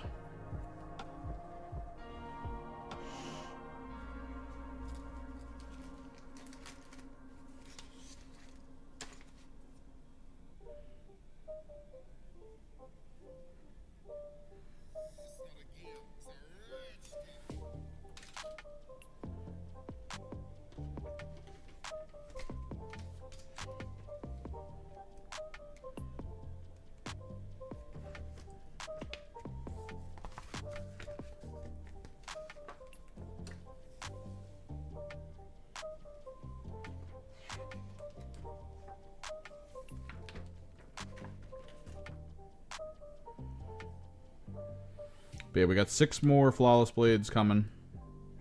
I'm gonna need to get them together before paint day, and then we have 10 infractors to throw together. I might off-stream work on their bases and then work on them. I don't know. At the very least, we'll work on their bases off-stream, so we can kind of get right to it.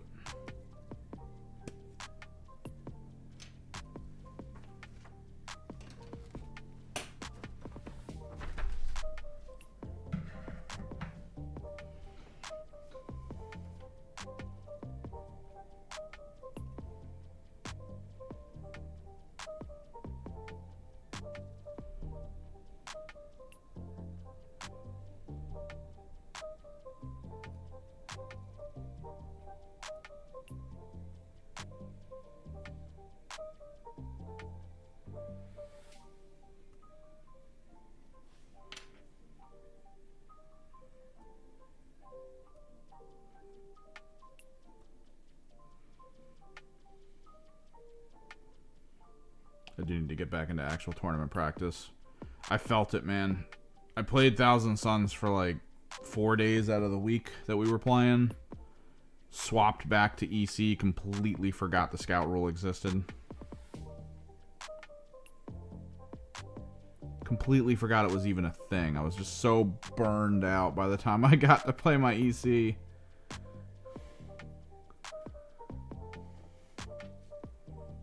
Made me so sad. I had a rush down plan and everything.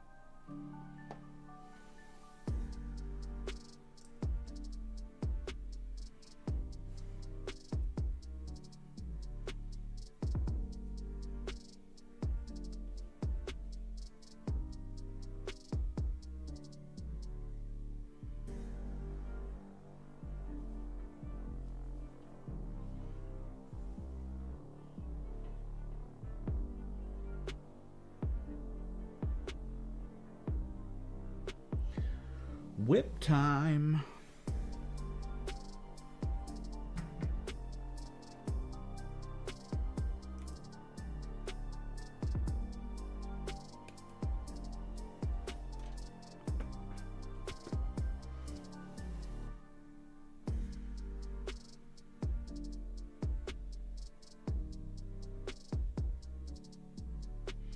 I'm also debating. I think I do need maybe one Mauler Fiend. I don't know. Alright, later. Later, Doucho.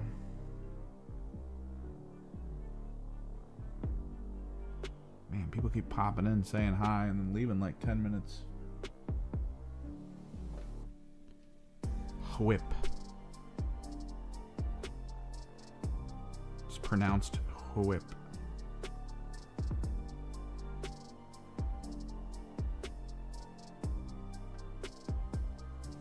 It really just is like the way to go.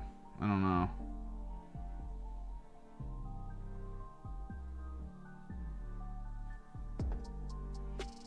I want to pretend like the fist could also be good, but I just don't know when I would want to use it. Like the time to use it just doesn't feel good.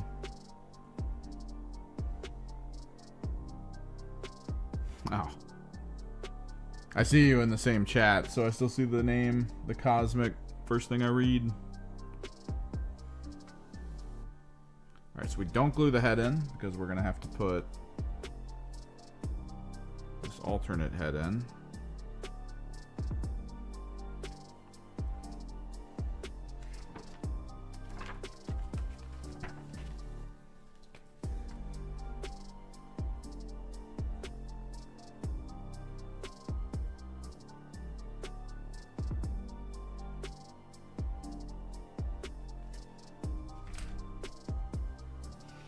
Technically, this is my second actual Exultant.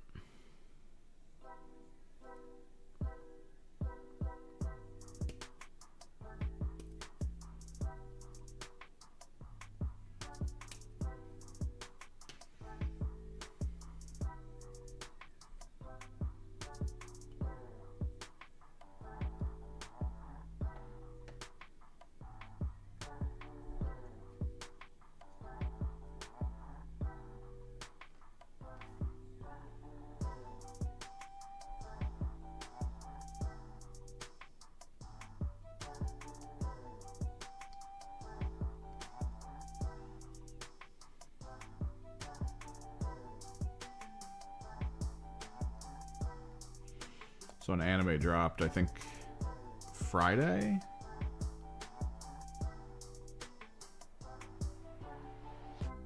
Called You Were Sentenced to Be a Hero.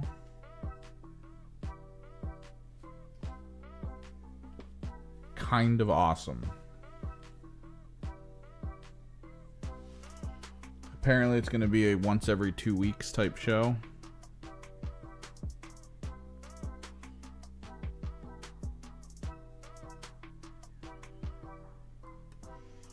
First episode was like an hour long.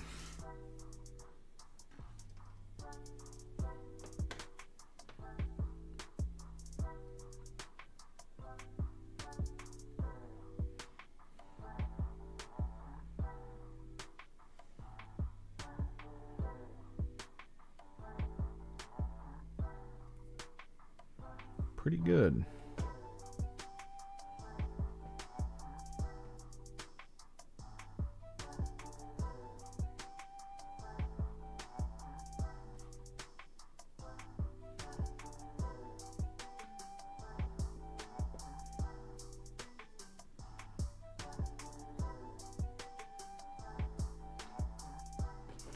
I still gotta finish playing Routine.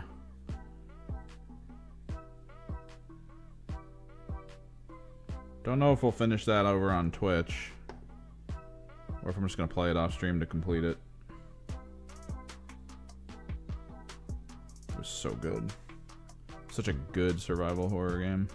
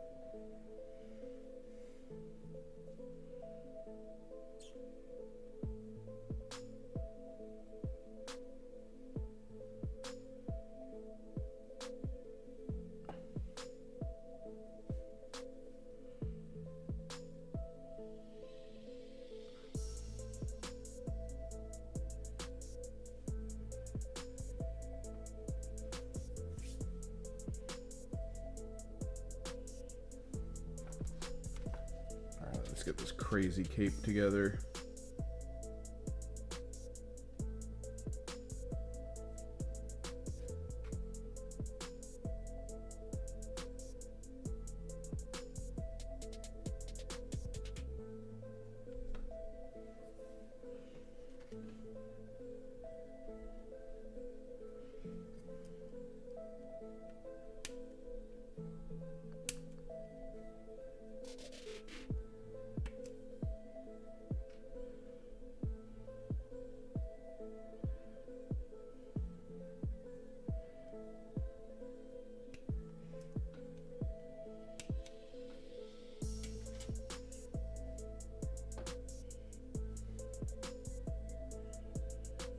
Should really eat soon. I'm freaking hungry.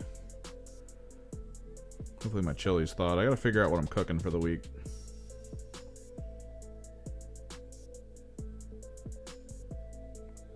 Kind of want it to be potato-esque.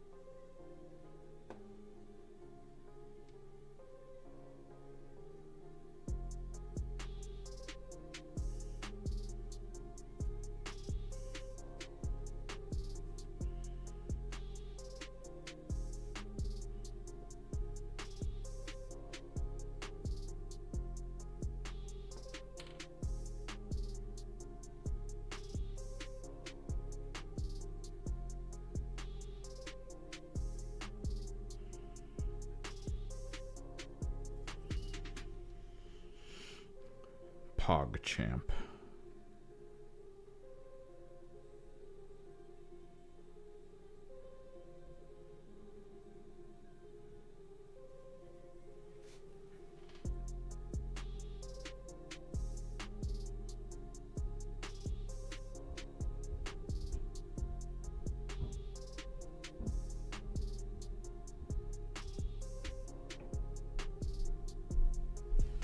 I forgot how weirdly easy these guys were to put together.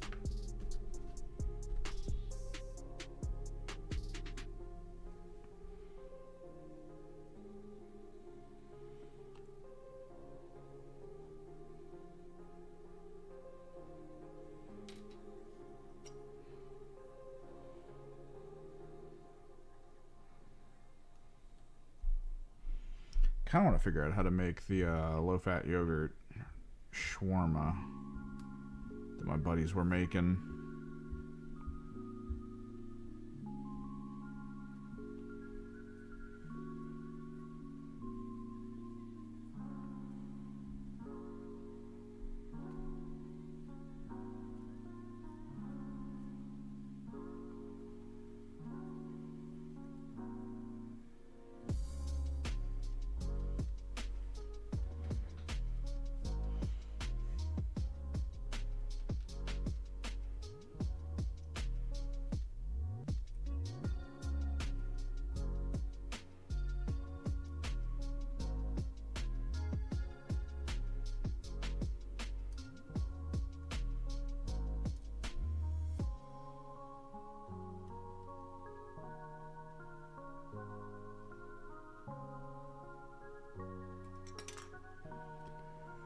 Oh, this is a weird part to put on.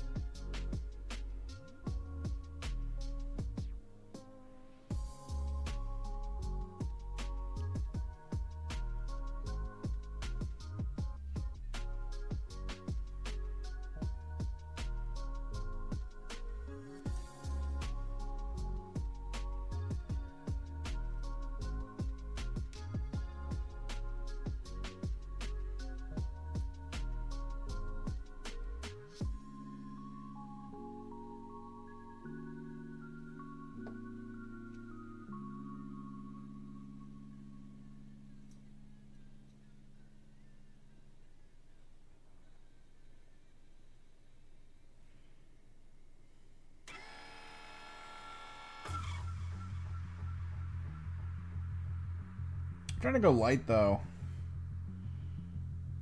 Holidays are over. I gotta try to turn the weight around, basically.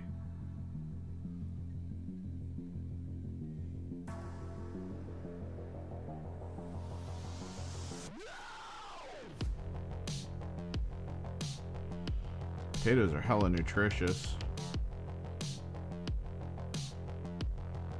I do have corned beef hash though.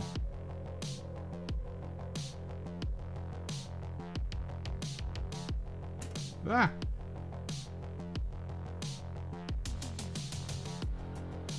I think I have corned beef hash. Would be left over when I was making my what was it? It's like Reuben sandwiches. A flatbread. Oh yeah, it was flatbread Reubens. Sauerkraut. Corned beef hash on a flatbread wrap. It was so delicious. Fried up in a pan. Mmm. Bam.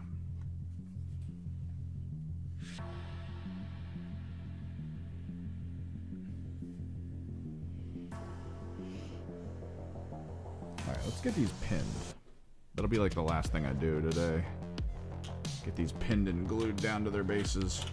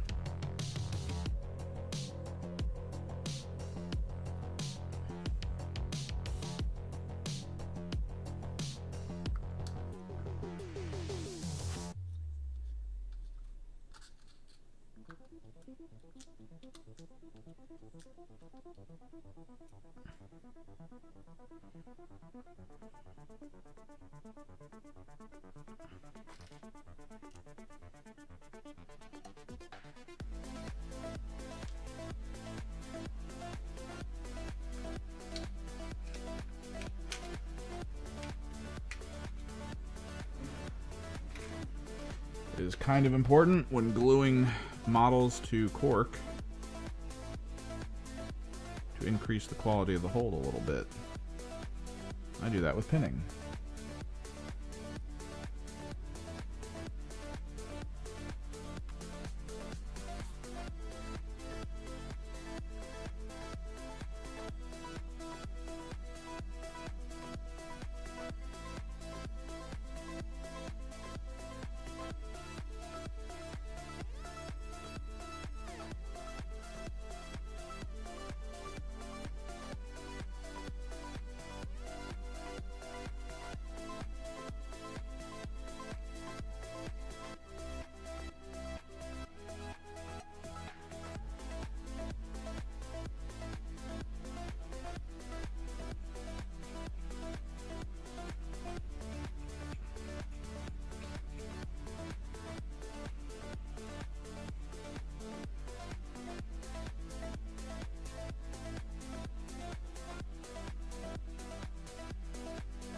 gonna be a hard one to pin.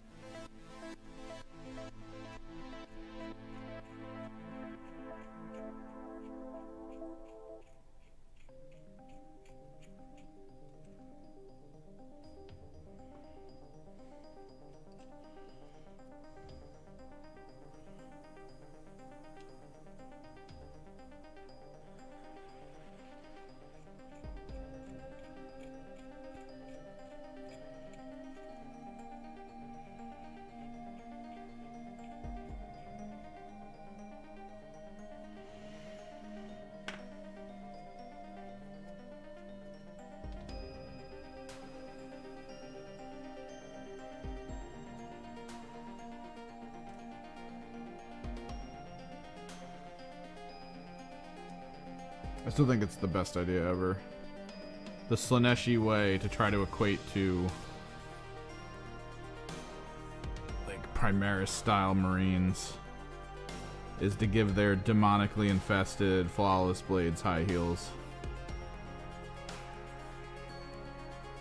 And that's how they do it.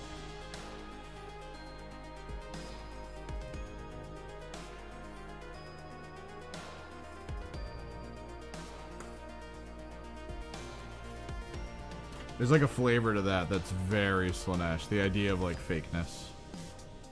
It's just built in.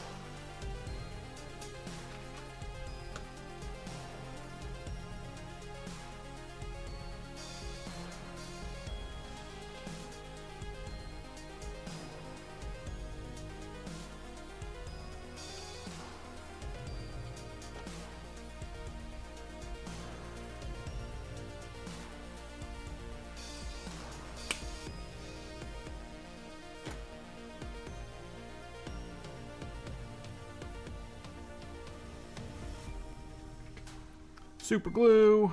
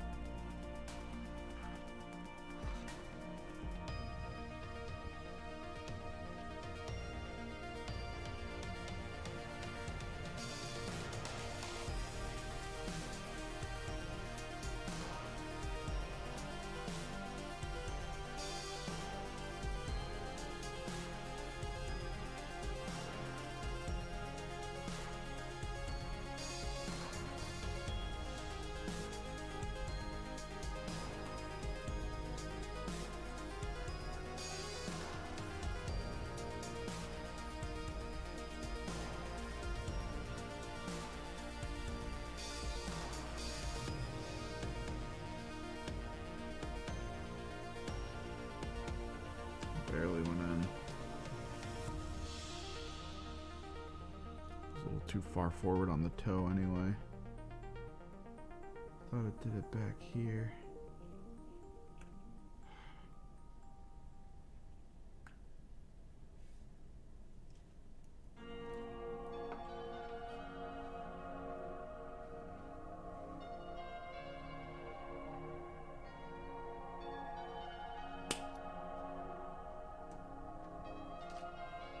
A spiral galaxy? My buddy actually did that. In much the same way that you're doing the stencil work, there are stencils that are spiral galaxies.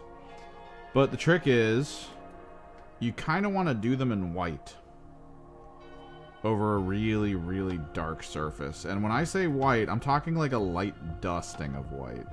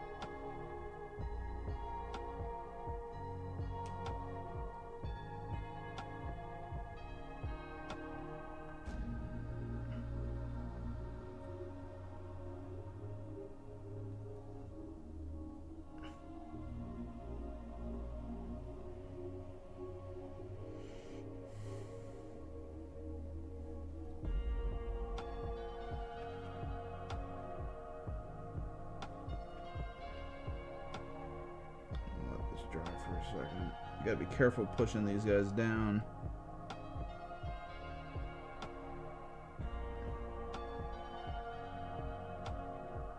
Pretty sure it's solid. I think it just popped out a little bit. So, the way it works, yeah. So you get a galaxy stencil. You put it on the surface you want a galaxy up. That gets brushed lightly with white. You're not planning on making it full white in this moment. You're planning on building it up from gray to white, or whatever the color is on the surface to white. Black would be the best to start as. That's where he started as. But it's kind of like your brush is back. You kind of lightly go over it. You're looking for that cloudy effect that you get from not just sitting on a surface and then spraying. Once that is achieved, you go with like a big brush and some watered down contrast, specifically blues and purples usually. You can get like a really light blue and a dark blue and a really light purple and a slightly darker purple, and then you can start with the lights and then kind of put darker sections in. You can do this with like a sponge or just like a brush with like light white. Once that's complete, it creates the baseline for what the galaxy spiral looks like. You can do other colors too, like emerald, magenta. It's whatever you want to do at that point. When you're done that, the idea is to, you have to like flick white ink or paint at the surface so that the paint hits in a way where it creates like dots, right? And then you can kind of go in with a brush and then put actual dots in places you really want, like if you want specific constellations and stuff.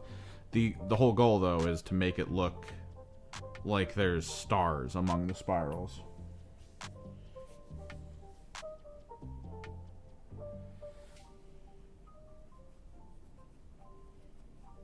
But the thing that makes it really stand out is if you flick the white stuff at it to make it speckle as like stars. You can do that with a card. Like you can put white on the end of a card and then just flick the card. Some people do it with like a toothbrush. Like you can get some white on the toothbrush and just kind of like pull back on the things and spray it at it. You're going to want to control the area where it hits is the big thing.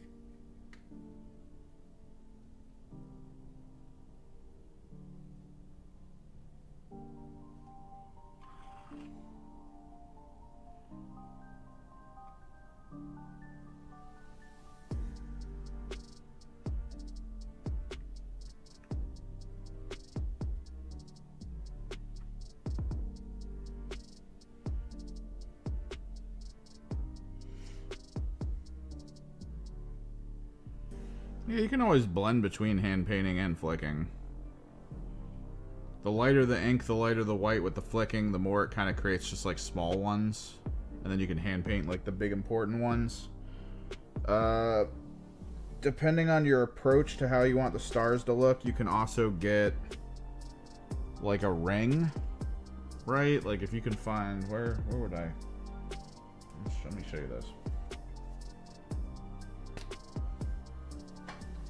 Oh, what's up, Turt? I just want to get a bunch more. I want to get a bunch more Emperor's Children done. I want to get a bunch more Thousand Suns done.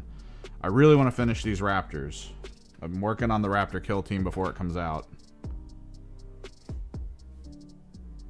So I'm trying to get them finished. But yeah, Francois, if you're doing stars, if you have like a lid, like a soda can lid or something, depending on how flat the surface is or how you can do it, if you get like a white ring on the outside, and then you can kind of like stamp those white circles around the stars you paint and stuff. There's so much you can do.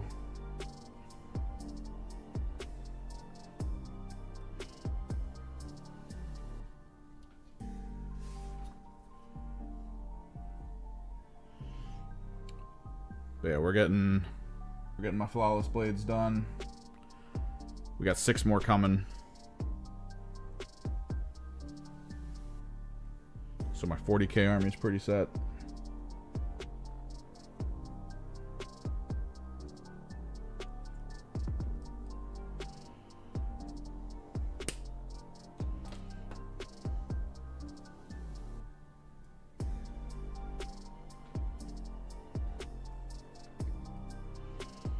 I don't think there's any big thing I want to get. Like, probably the biggest hobby thing I want to do would be get the rest of my Zangor Enlightened for my Thousand Suns. So there's a list I want to run in the current Codex of Thousand Suns that I don't think I'm going to get before 11th potentially drops, so we'll see what happens.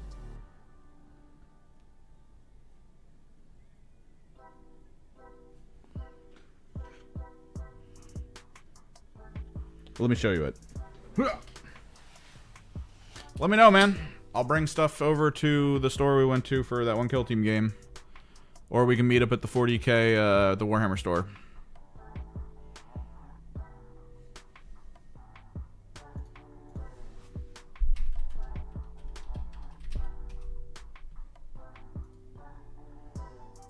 I just came back from a week at my friend's house up by the Warhammer store where we did nothing but play games. With like 4 people. We were playing a ton of 2v2s, some 3v2s. Every game was like 4 hours long, minimum. Most of them hit 5.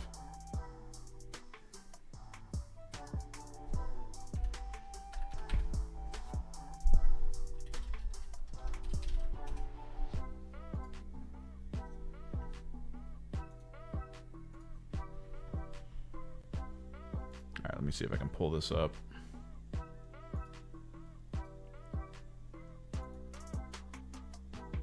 Uh-oh.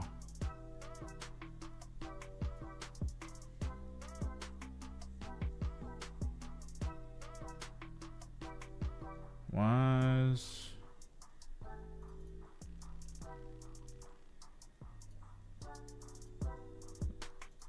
Okay, here we go. Kya. So I call this the Flesh Bike list. It consists of... Is that a 2K game? This is Change Host of Deceit. It has to be because this is half demons. It is important.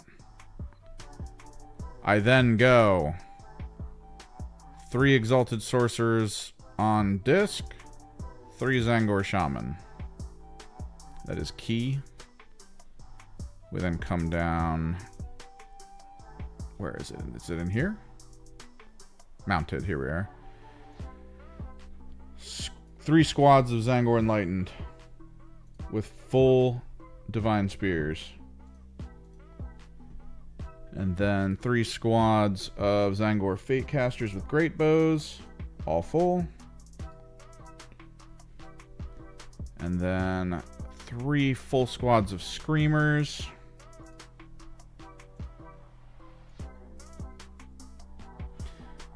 We are now at 1560. Everything is mounted. This is a jet bike army for Thousand Suns. You put in the Great Bow squads, you put all of the Exalted Sorcerers so that every single one of these squads has the 18-inch Alone Op and blah, blah, blah. That's just for the hell of it. The 3 Zangor Shamans, they get to go inside of the Enlightened squads, making the Enlightened hit on 3s instead of 4s. I think one of them gets an upgrade for, I think it's called, where is it? Oh, no, I don't think I needed upgrades in this one. That was a different list. I could give one of my Shaman a 2+ invulnerable, though.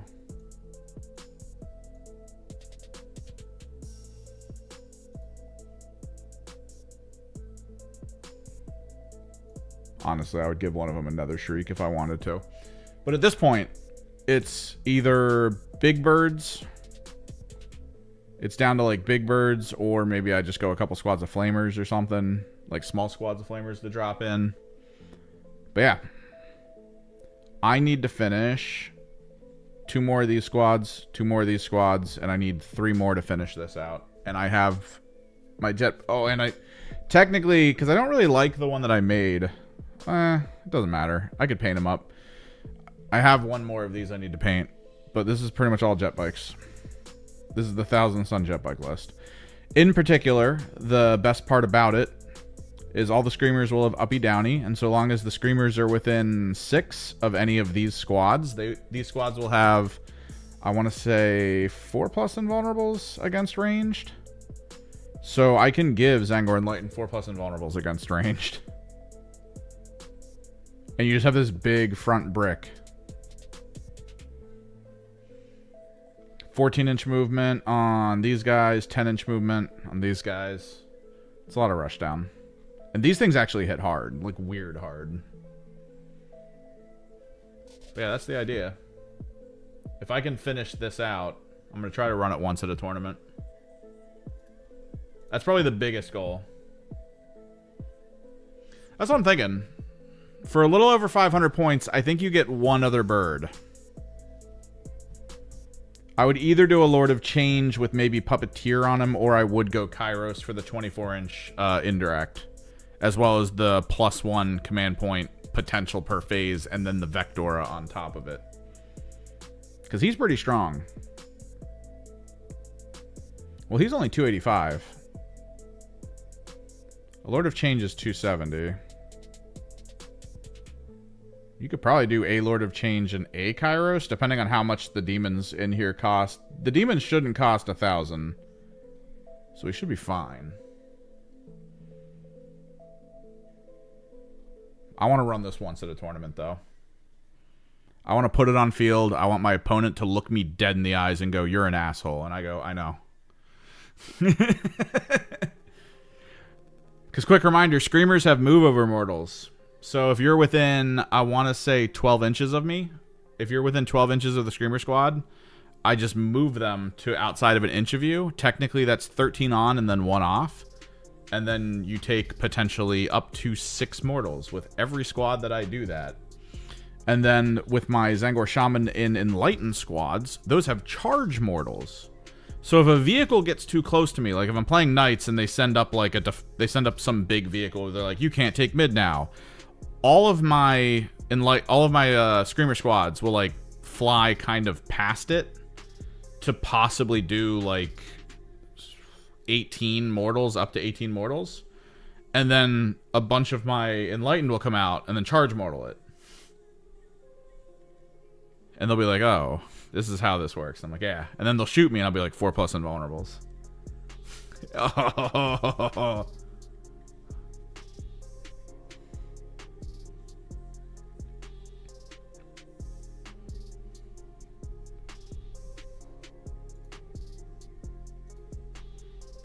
I should put them on like an Amazon wish list and put them up on my socials or something and be like, "Hey guys, add to my bird collection."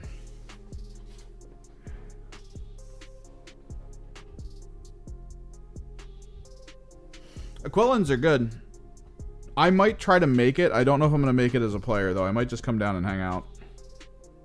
I'm so burned out. Like, I knew when I saw him post up the info for that tournament, I knew I was going to be coming down from a week of nonstop playing games. I knew I was.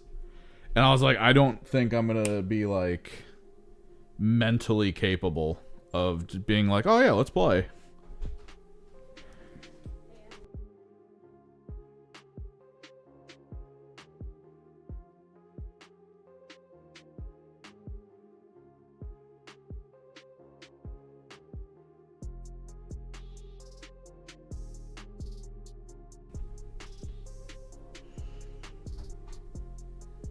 So I might go down to that tournament. I don't know. Maybe. Is it this Sunday or next Sunday? Oh, no. I thought he moved it to Saturday. Oh, Cosmic. There you are. Boom. Wave to say hi.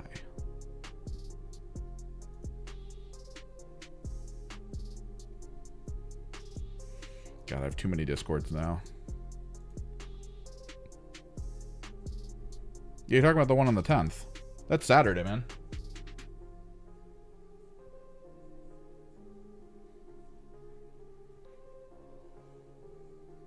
If that's the one you're going to. Or are you going to a 40K one? What are we... Did I just reveal to you the timing difference?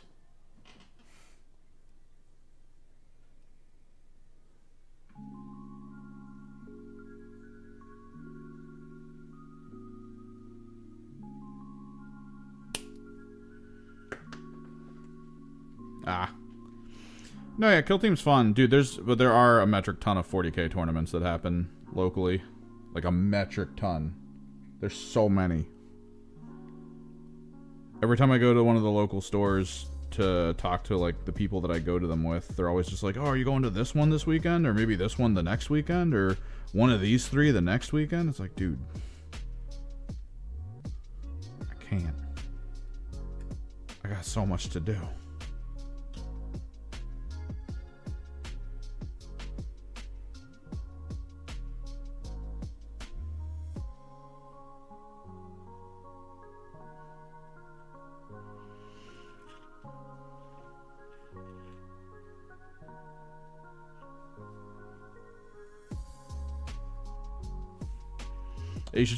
You should depending on what your timing is, you should probably bring up more in the Warhammer Discord, the store.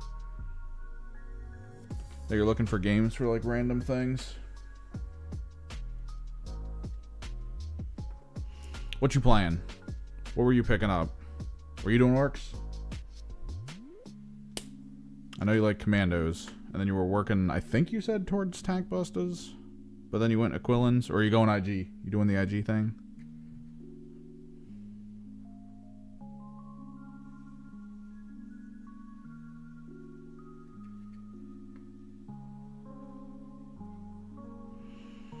We have one buddy who for the longest time was just like, I'm specifically going to play Kill Team because I don't really have a lot of time for like the larger scale stuff. And then he came down twice for the week that we were playing to take part in a few games, and now he's like, I think I'm gonna play Necrons.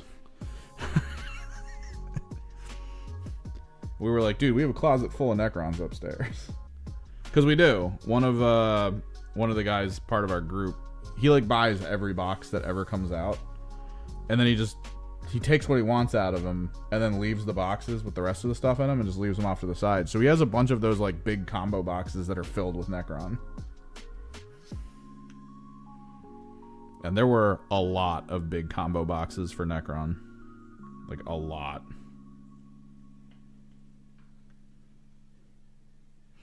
Going guard? What kind of guard you going? What are you going to start out as? Cavalry guard? Armor guard? People guard? Trying to get a nice blend going.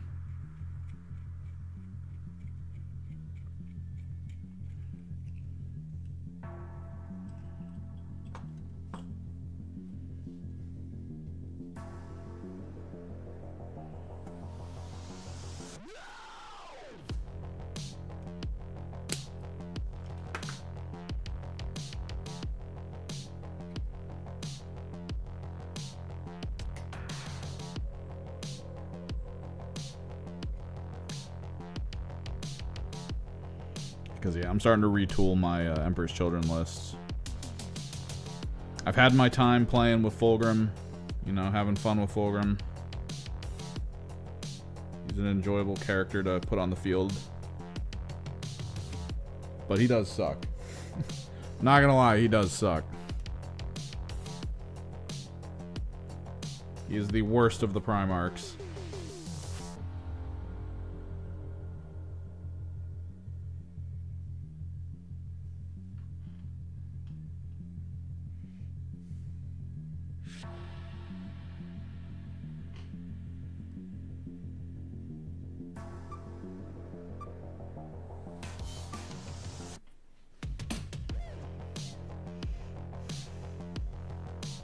Get some texture paste down and probably call it and get some dinner. Might step out and buy some food. Get some stuff together for tomorrow. Buy a bag of potatoes, figure it out.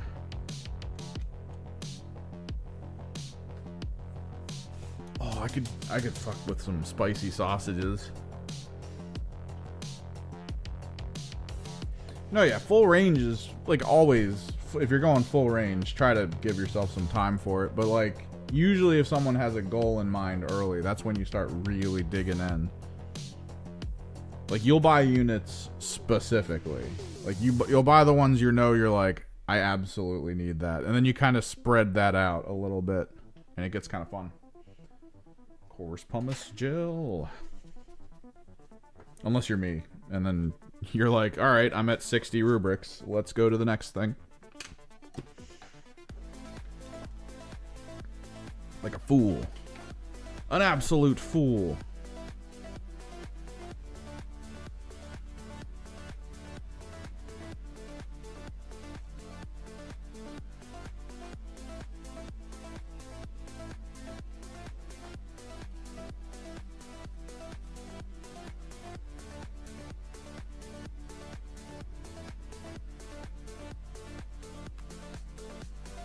I was debating buying Terminators for EC until I looked into it and found out that they can only use 5 Terminators a squad. They do not have access to 10.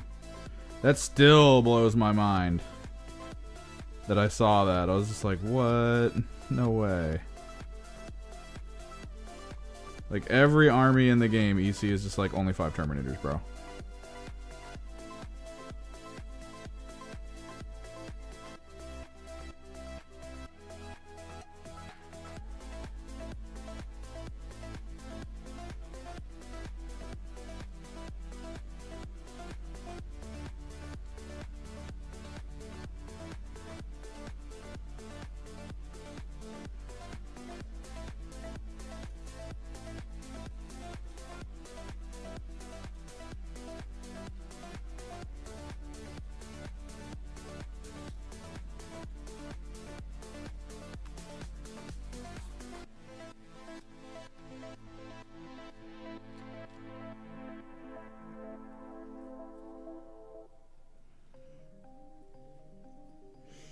But yeah, what are you thinking? Are you thinking of doing like a full all bodies list? Get some Taroxes or something? That new detachment seems cool. Actually having dangerous Ogrins in the middle of the field. It's pretty cool. Because Ogrins suck until that list. That list made them so good.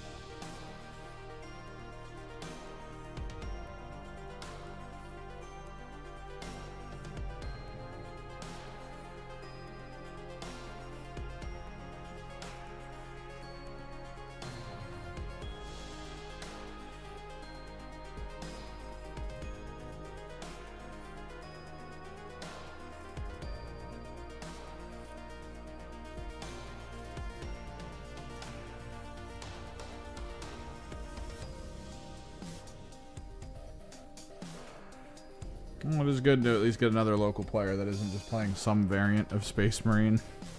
I know I am adding to the problem. but I'd like to think there weren't a lot of Thousand Suns players locally.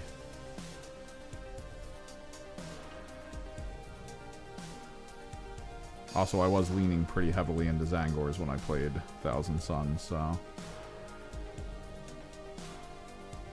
little bit of a different story.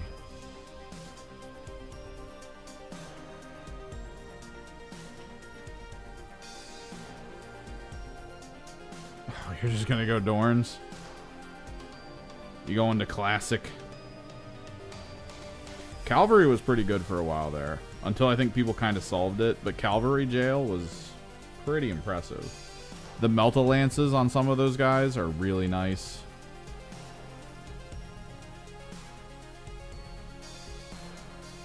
If I'm not mistaken, the Cavalry trick was the reason why they heavily nerfed recursion units. The ones where when a whole unit dies, you can bring it back.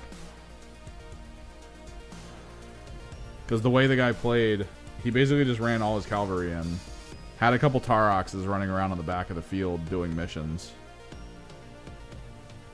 And then every time his opponent would kill a whole squad of cavalry, a new squad of cavalry would, like, go to where it was, and then that squad would resurrect within range of rejoining the fray in the following turn. So, like, that was just how it worked. Just endless horses.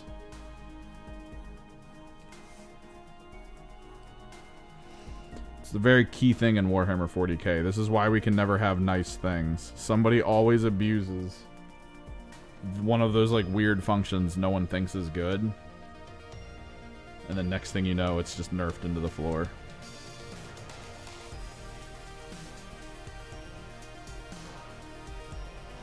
It's like me and the Chaos Cults of old. Their free heals they got in Kill Team by just evolving. You could barely ever kill them.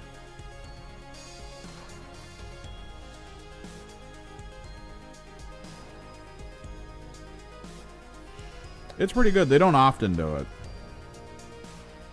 They don't always crush, but at the very least, they'll hold someone in place for a while, which is very important in this game. If you can put someone in a corner and hold them there for a bit, you're good.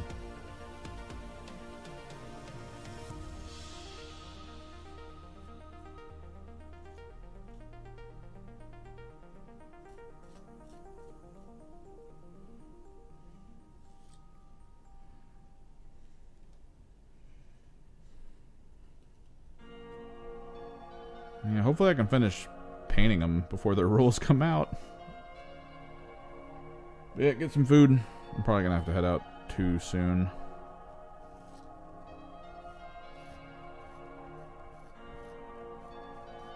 Might look up some stuff to do with Greek yogurt, because my buddy makes shawarma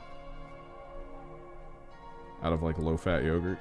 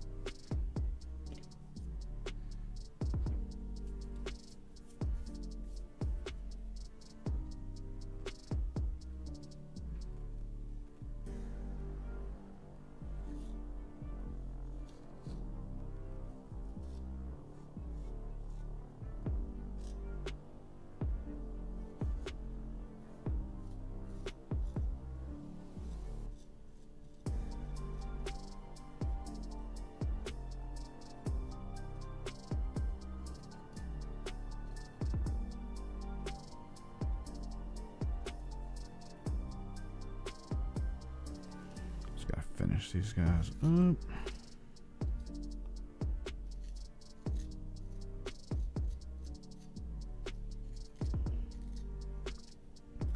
Yeah, I think I could fuck with some spicy sausage. I'll buy a bunch of links of spicy sausage. Awesomely, at the grocery store nearby, they do this like enchilada kit, which is just like onions and peppers and stuff. It's all pre-cut up to the quality that I really like.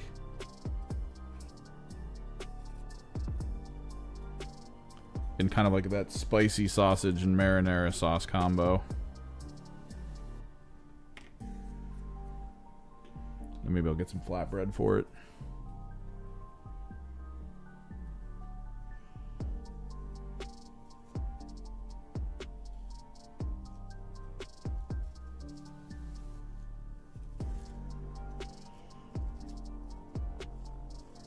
Or I could just eat it straight up.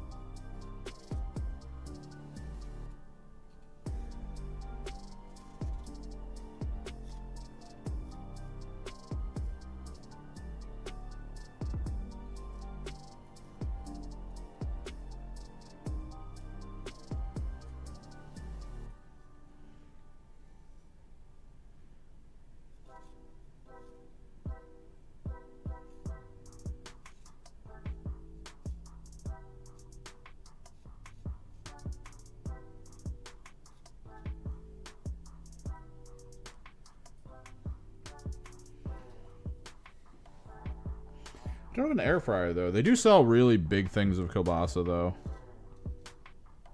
At my one local shop, and they're not bad.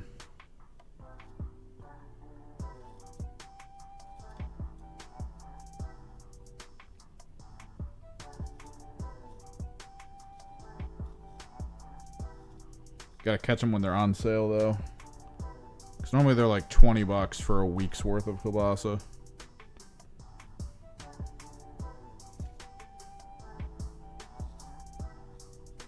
But if you pay attention, and if you watch for the sales, you can catch them for like $12.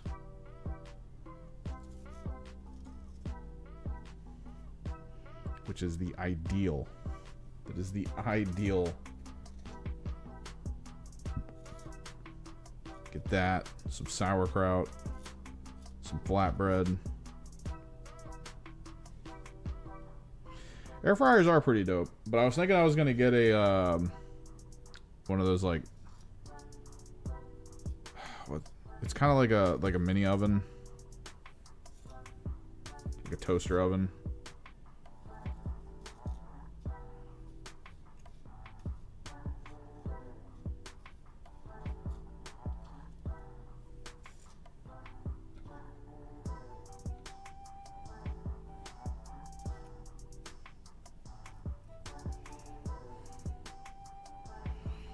But if I had an air fryer, I would do the whole thing. I would actually buy like the potato dicer, where you just get a potato and you just shove the thing down, it turns it into fries, and then you just put a little oil on them, throw them in the air fryer. So good. So good. All right. Conceptually, we're now done half of the combat patrol box. I'm gonna try to prep all the bases for all the infractors, and I think we're just gonna make 5 or 10 straight up infractors, because if I made a squad of 10, like an actually designed squad of 10, I would have the ability to run either 2 10s. Yeah, it would be the ability to run either 2 10s or like 3 basics. Like, it's not great. Or a 10 and 3 5s is the other one. It's either a 10 and 3/5 or 2 10s. But if I make just 5 infractors, no leader, I would have access to, I believe, 2 10s and a 5, which I think is a little more pertinent for what I'm looking for. But yep, 6 flawless blades. We'll have 6 more to go when they get here. I'm gonna go buy stuff to make spicy sausage, because I'm starting to hone in on that. I want spicy sausage. I think that'll be good. Thanks for hanging out. Thanks for chilling. Happy New Year. And until next time, later.